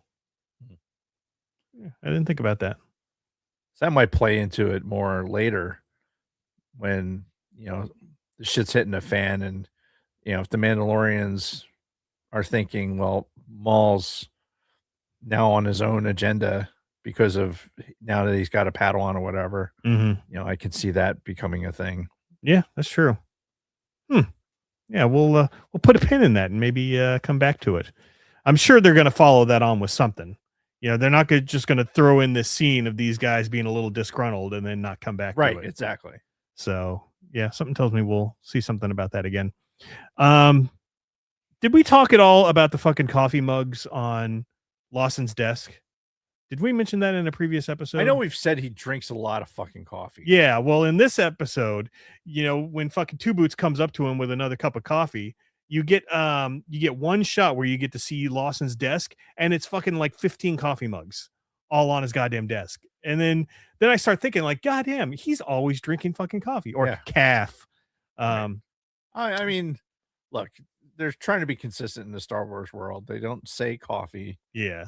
They always say calf, which is fine. I mean, whatever. I'm perfectly fine with that. I'm just but yeah, the motherfucker drinks a lot. He hasn't had a drop of water. Yeah. Right. The dude only drinks coffee. Yeah, because they show him like later, like here at the desk, he's fucking drinking his coffee. He's got all the mugs everywhere, and he's driving and he's fucking drinking coffee. Yeah. He gets home to see his kid at the end of the episode, and he's got fucking coffee in his hand. Yeah, it's like Jesus Christ, dude. I thought what I really I had a more of an epiphany moment when he gets out of the interrogation and he sits down at his desk and finds one of those cups and just starts drinking out of it. Yeah. Like, how long has that been sitting there, dude? Like, did you just like slurp around the fucking mold that's growing on the top of that? Yeah, it's like, what the fuck? Like, that's man, a good I'm point. thirsty. That one. Yeah. He couldn't even be bothered to go up and get a new cup. Nope. He just wanted whatever was there right then. Hey, droid with your non-standard boots, get over here and fucking bring me some fucking coffee. Yeah. Can we talk about the interrogation room? Well, that was coming next. Okay. So Lawson next gets tagged for interrogation. He goes into the room where they got the Maul hologram in the middle of the room. They throw him into the room, close the door. It's like all dark in there, right? Except for the hologram. And then dark in here. Then coming up behind him is fucking Marok, the Inquisitor, which I don't remember what brother they call him in this, but it's fucking Marok. It's the same helmet, outfit, everything. Right. Same lightsaber. And he comes in and starts questioning Lawson. Now, what did you want to talk about with the interrogation room? No, so they made a point of like looking down at like the scratches and stuff that were like on the table. And I was trying to figure out like what exactly is it because people were being tortured? Like was like the guy trying to break their minds? Was Marok trying to like go into their thoughts and break them, and they were just like clawing at the table? That's possible. Like, what were they trying to give us when they were looking at the actual table he was sitting at? Yeah, well, definitely that she was in some sort of distress, whatever that may be. Yeah, and obviously, I don't know about you, and from our experience as being prisoners, one of the rooms that we were in had, you pay attention to what's on the table. Like if if there's something written or if there's something on it or scratches, shit like that. It's you start looking at everything, and they showed us that for a reason. And I'm just like, what are they trying to tell us there? Yeah, because I didn't pick up anything the rest of this episode or the next no, that would lead me to understand what they were trying to give me there. yeah, and we don't see Homegirl ever again either because he tells us He has her badge, and she's like, "Yeah, click." Yeah, she was transferred permanently. Right. Executed. Yeah. But yeah, no, I don't know what else she could have been doing in there. But yeah, Sprinkle some crack on her and get the fuck out of here. A lot of claw marks and shit. So then we follow Devin and Jedi Master Doki Doki Panic. What is his name? Dookie Pants. Hold on. Oh, I just almost threw up in my mouth. From Dookie Pants? No. I just burped and it came out as never mind. I could definitely tell you something that's going to make you throw up. I'd rather you not. Sorry, I'm looking. Okay, yeah. His name is Iko Dio Daki.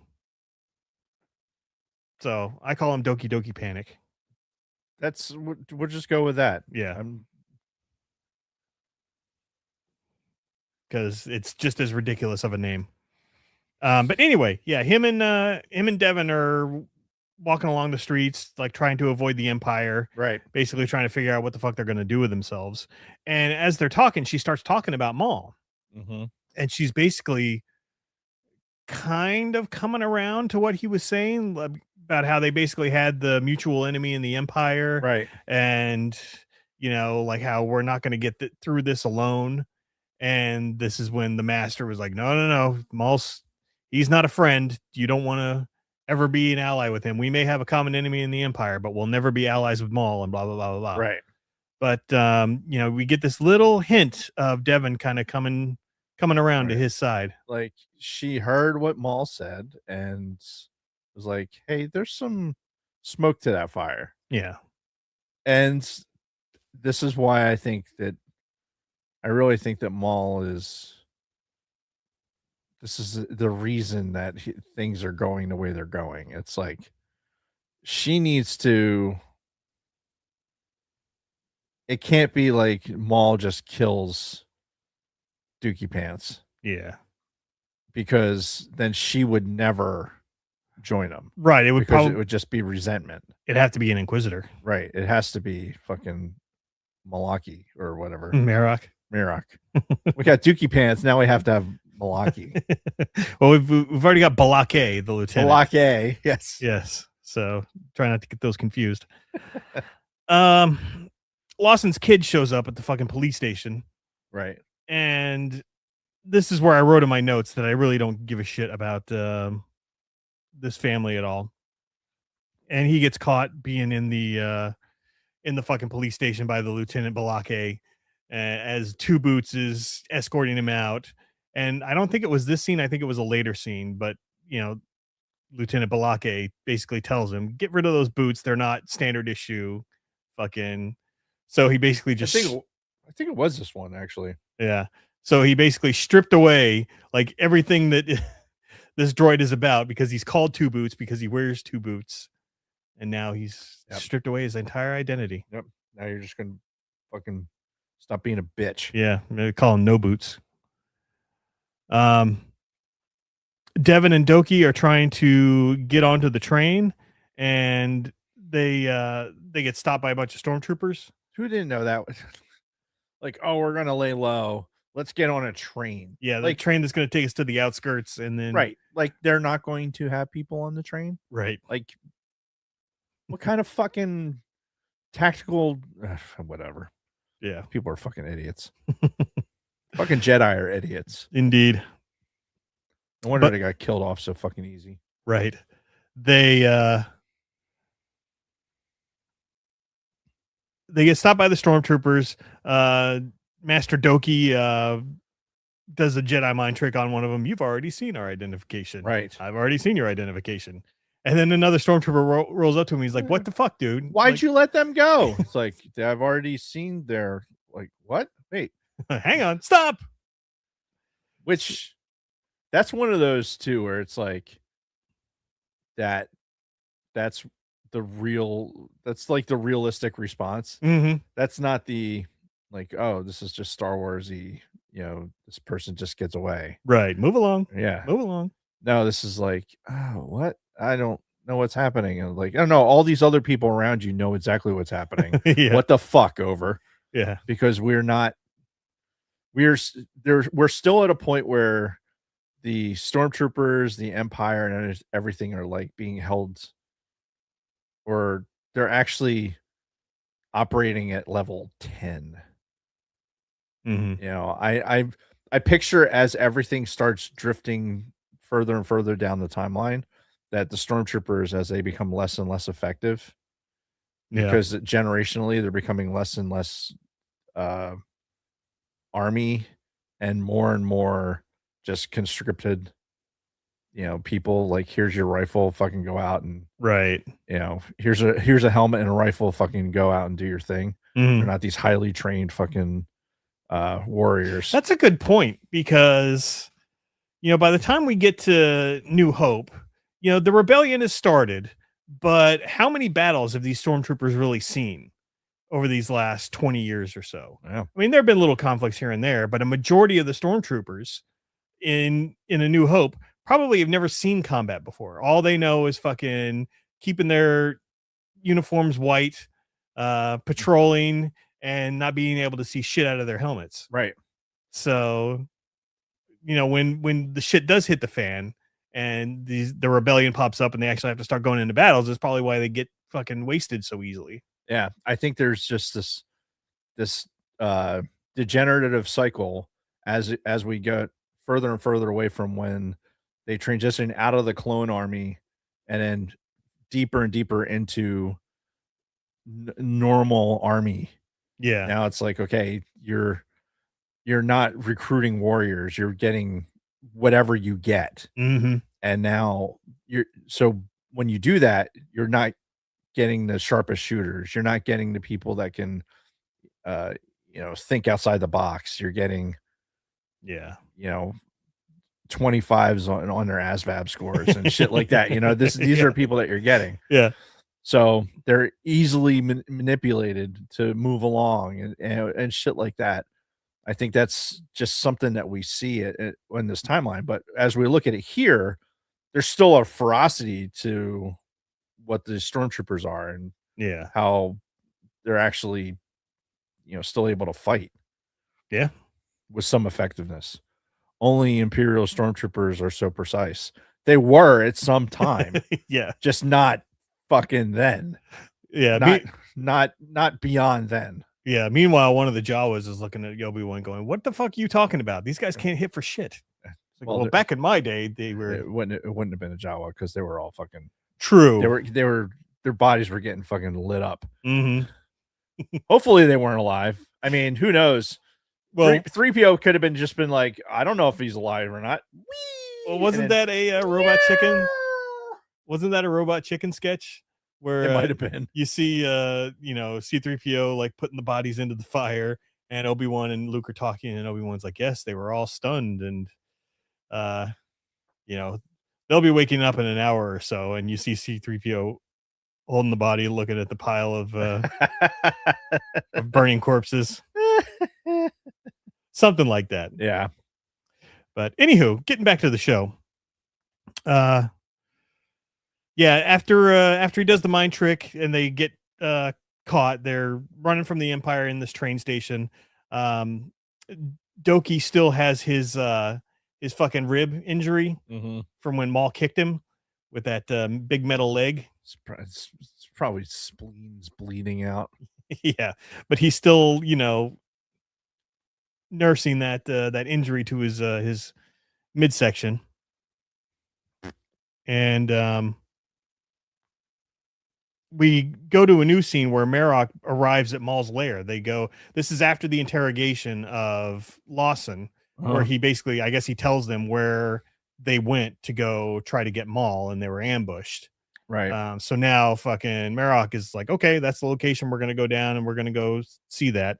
And he's looking around and he sees like the lightsaber scorches, the marks from the lightsabers when Maul was battling the Master and Devon. Right. He's basically doing the forensic analysis to determine that, like, oh, there was multiple lightsabers Yeah. engaged in battle here. Yeah, and he's like sensing like the battle through the force. Yep.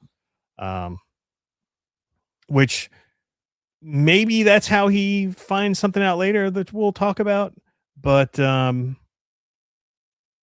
we get a scene with the kid, Riley, and his mom, where he's like, oh, Dad was interrogated at the police station, blah, blah, blah. And she's like, what did he do now? Right. She not sympathetic at all. No. I mean, it's his ex-wife. So Yeah. what do you expect? Yep. Certainly not sympathy. Yeah. Maul, we get a scene where Maul's leg is getting fixed, and then it really closes with Lawson finally being released.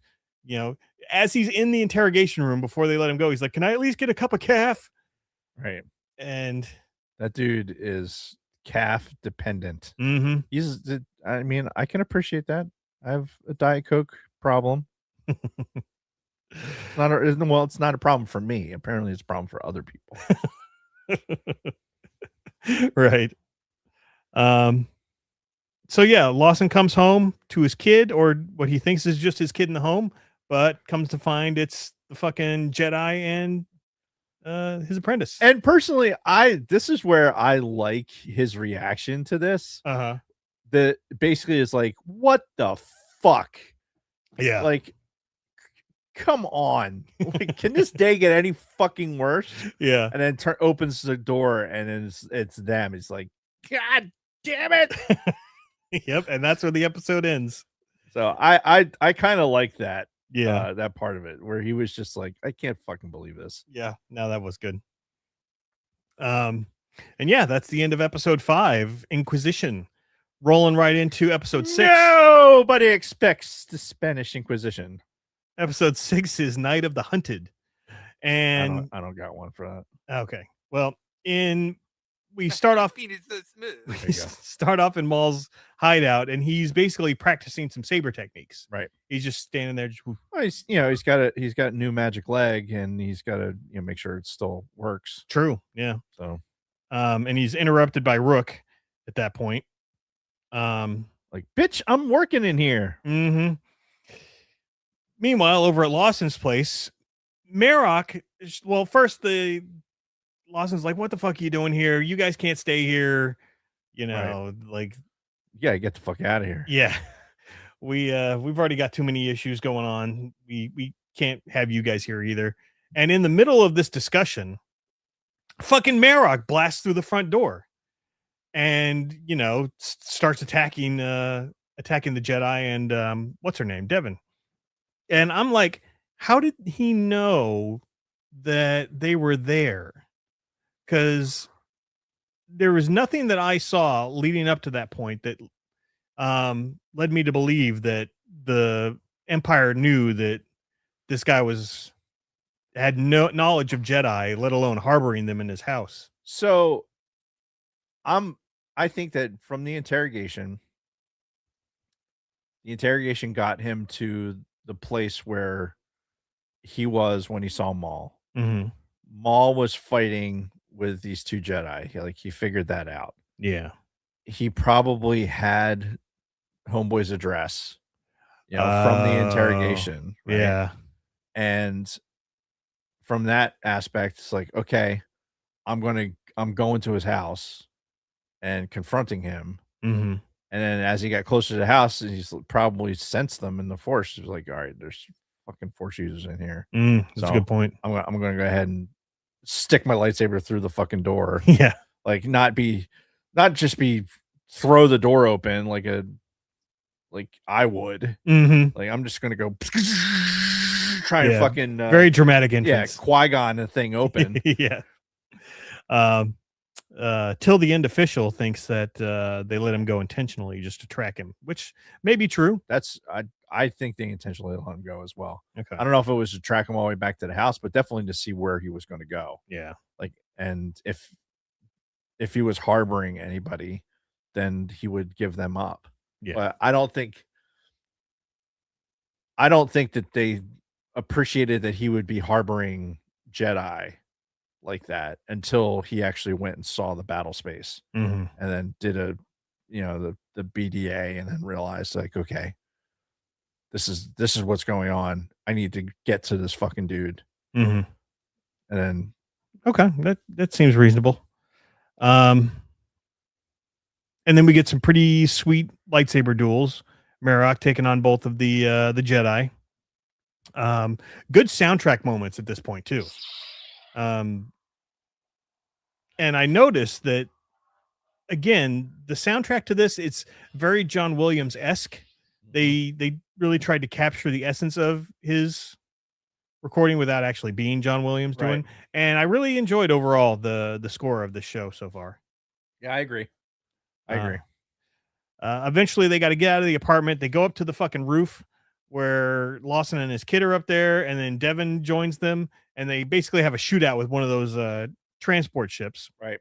With one of the gunships. Yeah, and there's troopers jumping off, and Devin is cutting them down like fucking nothing. Which makes sense, right? Yeah. It's like, but again, Devin's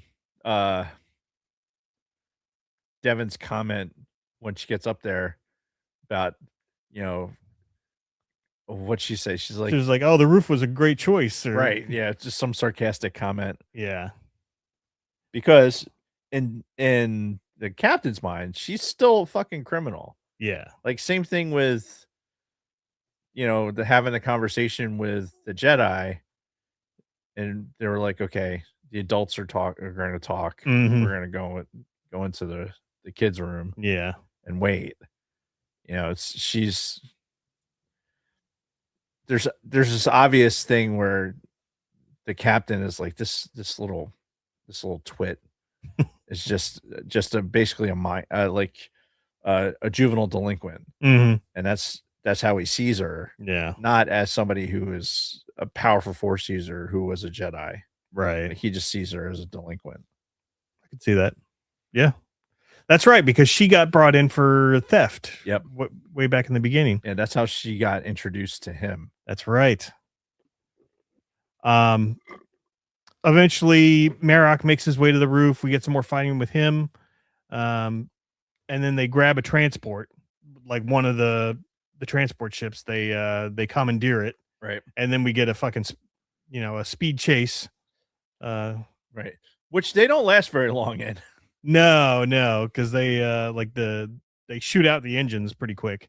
And though there was one cool scene when she's flying, Devin's flying, and Lawson's trying to like, oh, go up over this and go down through this, and she's just like, do you want to drive? And he's like, yes. And then she climbs to go over this thing and then immediately does a dive. Right. And you see Lawson kind of go 0G for a second. Right. And they never reference it again, but I just thought it was, a Accurate. cool little detail. Yeah, accurate. Yeah, It's like, okay, we're going to hit this apogee here, and as you go over the top, you're going to experience 0G. Yeah.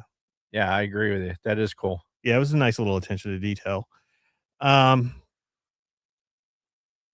Lieutenant Balake tells this is where he tells Two Boots to get rid of his boots, so it wasn't the last episode, it was this one. And then Lawson, after they get away from the speeder chase, Lawson takes the Jedi to Rena's. She was the gal that he got the information from way earlier in the episode about Maul. This is the broad that he's banging. Allegedly. Come on, buddy. Come on, buddy. Yeah, she's very exotic looking. You figure out what species she is? No, we should look that up. See if she's like a newly introduced species. Let's see.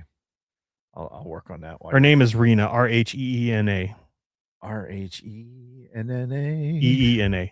Rheena. Just one N. Rheena. Yes.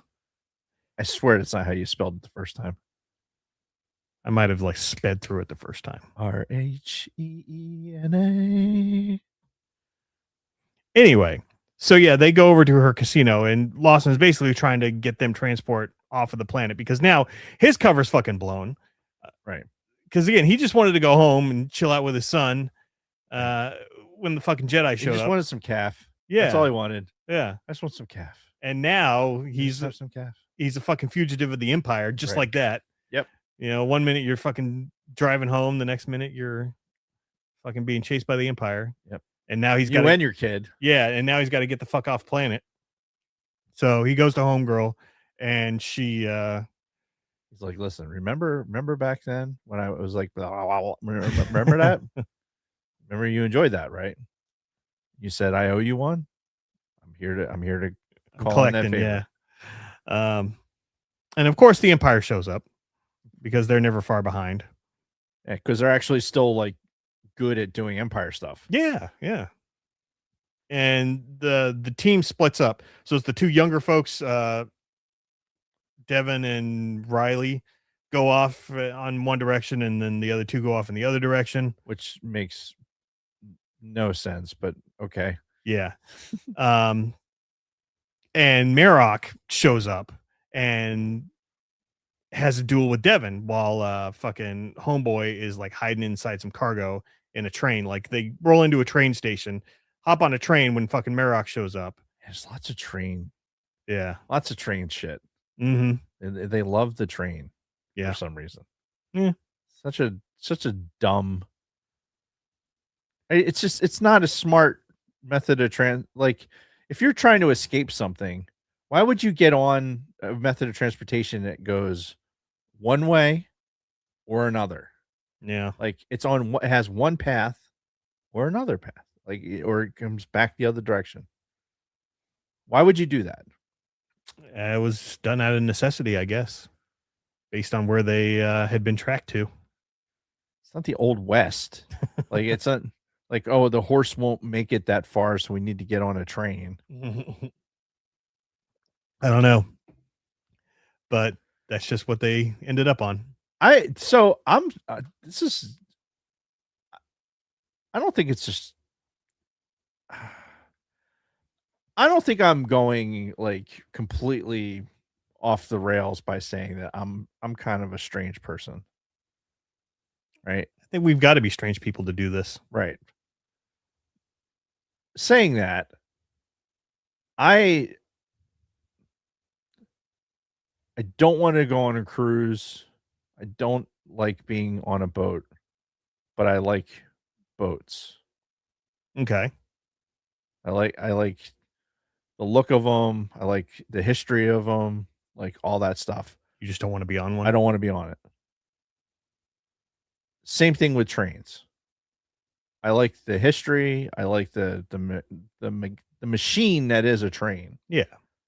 I just don't want to be on it. Even like on the local train lines? I mean, I'm fine with getting on. I'm fine with using it as a method of transportation. I just don't. I prefer not to. Okay. Because I think it all comes down to my control issues. I was just going to say that, yeah. Because you're not in control of the train when you're just a passenger. Right. Yeah, I'm not. And some of these trains, nobody's in control. Right. It's it's either being done by radio or it's just fucking machine learning. Right. Going to take you from one place to the other. It's like stop at these stops.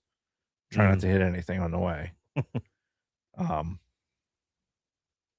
yeah, but I like trains. I like to watch the train. I enjoy looking at trains. Mm-hmm. Like I'll drive hours to go like Strasburg Railroad. I'll go up there to see the old trains, old steam engines, locomotives and shit. Love it. Don't want to be on it. Right. Same thing with these. Like you have all these trains. You don't need to get on these trains. Fucking find a speeder. Fucking find a speeder. Go. Have fucking 3 dimensions that you can fucking fly away. Take that. Why would you get on something that's only going to go that way? I don't know. Like I said, I think it was just more necessity. It's just whatever. They got kind of trapped in the train station. Dumb. I think it's just dumb. All right, fair enough.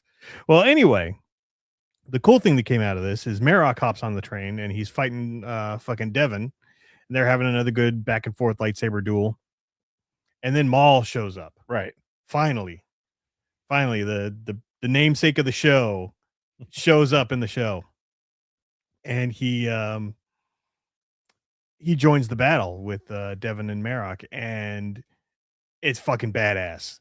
Just a great back and forth with them. And then Devon, heads off to the other cart or something like that, basically leaving Maul and Marok alone. Right. And as they're fighting, they're both using just like a single bladed lightsaber for this fight up to this point. And then they're clashing, and then Marok ignites the other side of his dual saber and starts the spinny thing. Right. And then fucking Maul just ignites the other side of his saber, and then we get a dual saber versus a dual saber, which we've never actually had in live action Star Wars, as far as I know. Yeah, not that I know of. Yeah, and it was unfortunately a very brief fight. Nobody got killed or anything, but it was pretty fucking awesome just watching that. Just watching the two of them with their double-bladed lightsabers fucking just going at it. And yeah, eventually they get onto a cart, they fucking cut the line, and Marok is left behind in the back cart. Physics. Yeah. Yeah.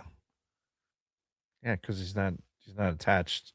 There's no pulling force anymore. So now the friction of the wheels are gonna slow him down. Yeah. And then immediately after this, we get a scene where Marok is going to back to his base.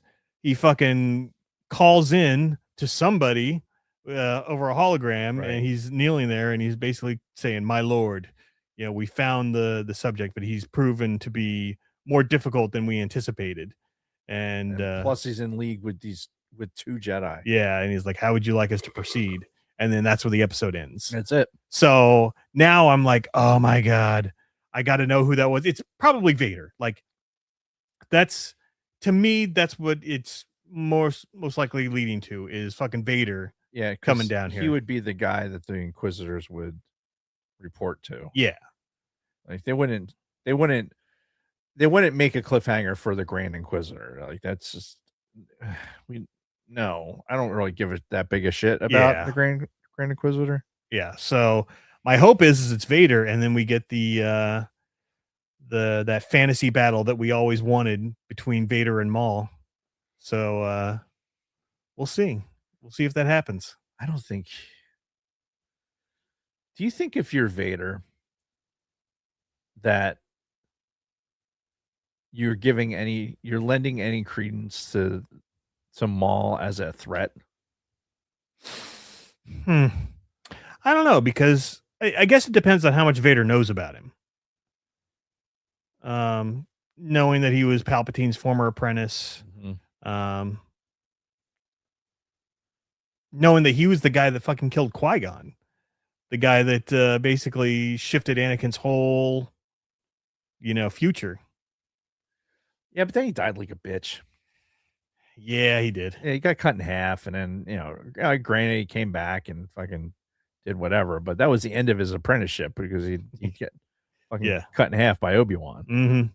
So, in Vader's mind, Obi-Wan is still at the top of the totem. Yeah, I just don't see that Vader sees Maul as a threat. Okay. I mean, I think this is something like what you're talking about might come to pass, but I don't think Maul stands a chance against Vader. Like, probably not. We're in prime Vader right now. Yeah. Like, in this time frame, we are in Vader crush and skull time frames. And I just don't, from what we know about how Vader was this early on, I just don't see Vader even concerning himself. Yeah. Just like with the Inquisitors, he's not worried about any one of those Inquisitors, like their abilities or anything else. It's like they're fucking like whatever. Yeah, because I think this, like we said, the series takes place 2 years after Revenge of the Sith, I think. But yeah, Vader still, he can still feel Padme, still missing those nights with her in her apartment, and how that got taken away from him. Building on that hate. Yep. Fun fact, so we come back to it. Rena Soul is a Padlom. Padlom. Padlom. And do they say anything about that species? Like, is there a link to click? Just that she's the first one that's been mentioned. Oh, okay. So it's a new Star species. Wars. Yeah. All right. Yeah, and there's no other detail. Okay. Sentient species. Former was a member of this species. Created for the thing. That's it. There's no details about planet, skin color blue and purple, eye color purple. Yeah. Designation sentient. Like I said, they're very exotic looking. Yeah. Yeah. There was another purple face. I'm sure there's a lot of purple face Simpsons hair character in one of the shows. I can't remember it. Anyway. Yeah. But that's it for the episode 6. So we are now over halfway through. We've got 4 episodes to go. 94. Culminating in the last 2 episodes on May the 4th. 94. And yeah, can't believe it's getting that close to being done already. Yeah. Yeah, that is ripping by. Yeah. I'm looking forward to it getting to the point where I can watch all of it just straight through. Mm-hmm. And that once all the episodes get out, yeah, just being able to I like the anticipation of waiting for it, as opposed to just the binge watching. We've talked about this a lot before. I'm not a fan of the binge watching, right? But once we've seen it all the way through once, I want to rewatch it, just all in one. Yeah, and one gulp. Yeah, and they do fan cuts for a lot of Star Wars shows and things like that. Mm-hmm. I would love to see a fan cut of Maul because it'd probably only be 3.5 hours. Because these episodes are really, after skipping the intro and skipping the credits, it's 20 minutes. Yeah, if that. So 8 episodes, 20 minutes each. You're looking at few hours, a couple hours the most. Yeah, so that would be something pretty cool if somebody ever cut those together and you could just start it from the beginning and then just watch it all the way through. I'm sure it'll happen. Yeah. Oh my god. So that's pretty much it. Next week, more of the same. We're covering the next 2 episodes of Maul. Yep. And God, we're getting closer to both May the 4th and our 400th episode. Bonkers. So we'll have to do something in celebration of that when the time comes. I'm sure there'll be all kinds of announcements and whatnot as it gets closer. But yeah, that's pretty much it for this week. Same. So you got any reads for us? Of course I do. Do I have them open? Now I do. Let's see.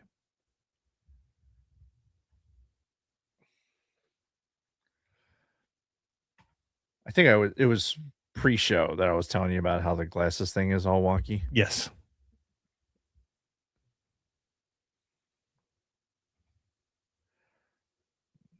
Okay.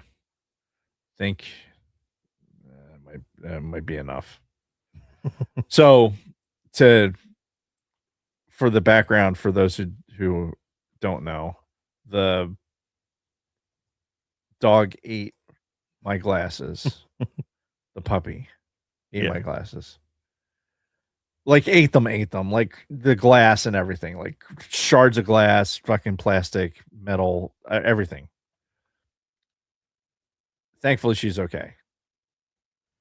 The next night, had my spare pair of glasses, put them on a nightstand, and the next morning she chewed those up.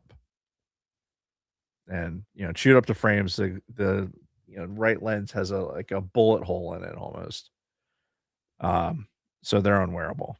Mm. So I ended up driving up to the base and getting this pair. Because this is the closest pair that I can wear that it doesn't make me immediately nauseous. So, and this prescription's off by enough where looking at the screen is difficult. Right. But we're gonna make it work. All right. So ATSW family happenings. ATSW the escape pod is on spring break. Still. When are they coming back? Because I thought it was supposed to be earlier this month. And still. Did you see that commercial with Ice Cube and I think it's Ice Cube and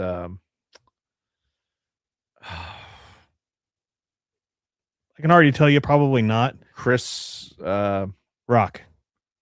No. The one that's in those movies with Jackie Chan. Oh, Chris Tucker? Yeah. So they were in Friday. Yeah. The movie Friday. Yeah. So their sons did like a remake of that as a commercial for the draft. Oh, that's funny. Yeah. It's out there. You can find it online. Yeah, I'll have to look for it.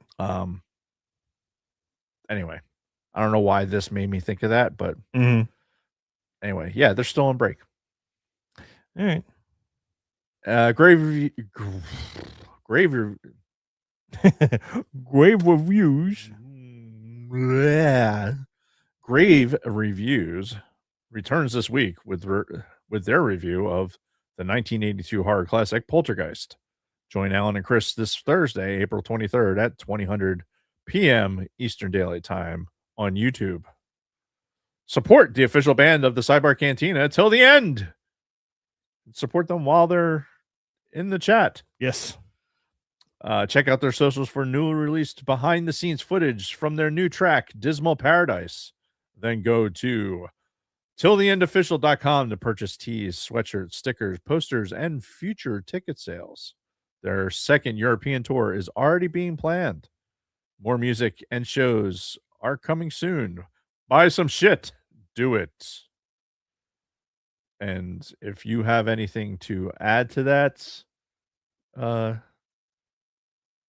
Big Swede, or otherwise known as Till the End Official, let us know. Just a reminder, go sub to @Sidebar Gaming on YouTube. Ding that Liberty Bell and select all for updates. Do you have any updates? No. But we need the subs, so go do that. Yeah. No news this week from Used and Abused, layman's terms, or the Orange and Fetch Show. If you're in the greater Philadelphia area and want to have a good time, come see me at the Runnymede Pike Jam, Centennial Edition. Fun fact, the borough of Runnymede turns 100 years young this Friday, Nice. April 24th. But on May 9th, we are celebrating 100 years with live bands, the Blitz, and local favorite Don't Call Me Francis. That's the names of the bands. Amazing food trucks, a beer tent, vendors, bouncy obstacle course for the kiddos, and other stuff I'm forgetting. Topped off with a drone show. So circle May 9th on the calendar, and I will see you there. Now, before you move on from that, tell me more about this beer tent. Is it going to be like local beers, or are we just talking like a big Bud Light fucking keg? So I think at the last Pike Jam, I think there was an IPA, which I can't remember which one it was. I think they had that Miller Lite. Okay. I think there was 3 or 4 different options. So basically what'll happen is you'll go check in, like get your ID checked or whatever, you get a wristband, and then that you'll be able to exchange money for tokens. Okay. Those tokens are what you use to get your drinks with. Okay. So if you want to like, I don't know, I forget how the token coloring exactly is, but like say a black token is for like a mixed drink. Mm. So you can go like get a Tito's and you know, Tito's is one of the sponsors, and if they're there, they have specialty drinks that they'll make. Okay. So you can go and use one there, or you can, if you have a blue ticket or a blue chip, you go and that can count towards an IPA, or you can have a yellow chip that's just straight fucking Miller Lite. So there's options in regards to that. Nice. But yeah, May 9th. It's gonna be huge, huge, huge with the drone show. It starts at noon and goes until 9:00, finishing it up with the drone show. So it's an all day thing. So choose wisely for those who haven't day drank in a while. I'll be there, so come find me. You can find us at bio.link / the Sidebar Cantina, where you can find our links to Patreon, YouTube, our audio podcast on Apple, Audible, and Spotify, and all social media platforms, including X, Instagram, Facebook, Twitch, TikTok, and Discord. The Discord. Discord. It's a new social media platform. Trademarked. Yeah. By Sidebar Cantina. Discord. It's got to already be a thing. Has to already be. Like, there's nothing in porn that's new. Right. Like, there's no original thought. It has to exist. All right. Well, I'm Googling Discord right now. Once you get to the bio link. Okay, no, that's fake. I saw Discord, a free voice chat service. I'm like, what? It's a fake thing on Reddit. Once you get to the bio link, simply click the symbols under our pick to go to your platform of choice. You can also find all of our past Spotify and mixtape playlists. Also on our bio link is a TeePublic merch shop. Choose from 7 designs. Oh, wait, there's more. New designs on TeePublic. Sidebar swagtastic on everything from t-shirts, hoodies, tote bags, phone cases, exclusive stickers and pins, wall art, magnets, notebooks, laptop cases, pillows. Just about everything you can imagine. Nothing says loving like a naked Jason chick on a pillow.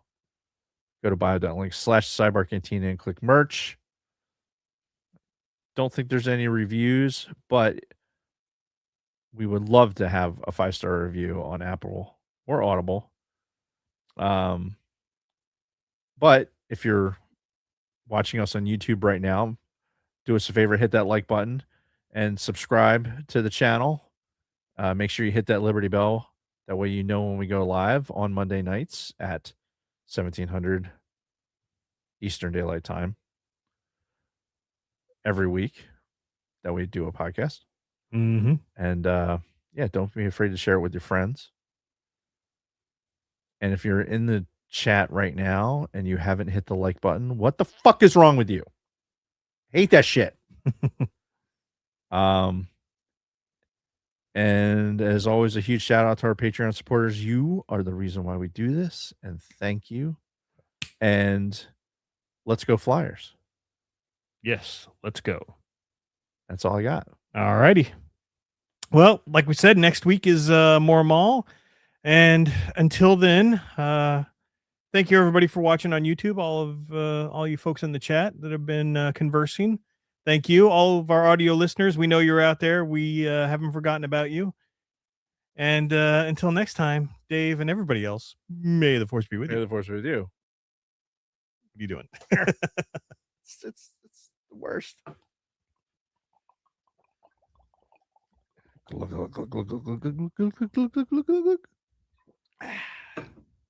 Okay, now what do I click?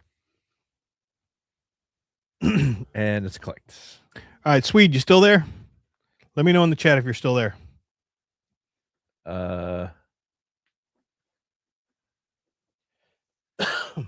It looks like Budapest and Vienna confirmed 25th and 26th of September. Sweet.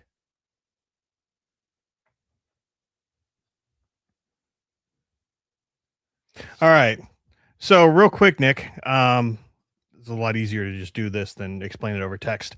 I bought tickets for the 4DX for Mandalorian and Grogu for that Saturday of the opening weekend, the 23rd of May. And it's only going to be, I bought 5 tickets and there's really looking like there's only going to be 2 of us that are going. So I got 3 extra tickets for this thing, prime seats in the 4DX opening weekend of Mandalorian and Grogu. So if you're in the area and you want to take one of those tickets, it's all yours. Or if you want to bring a kid or 2, you know, I'm going to have 3 spare tickets. So let me know. And that's all. Oh, Chris wants to go. Chris, do you live pretty close to, or do you live somewhat close to the King of Prussia area, the 4DX? All right, and Swede might have some takers as well. All right, well, let me know, and we'll go from there. Very good. So, gonna end the stream now, and see you guys later. Let's go Flyers.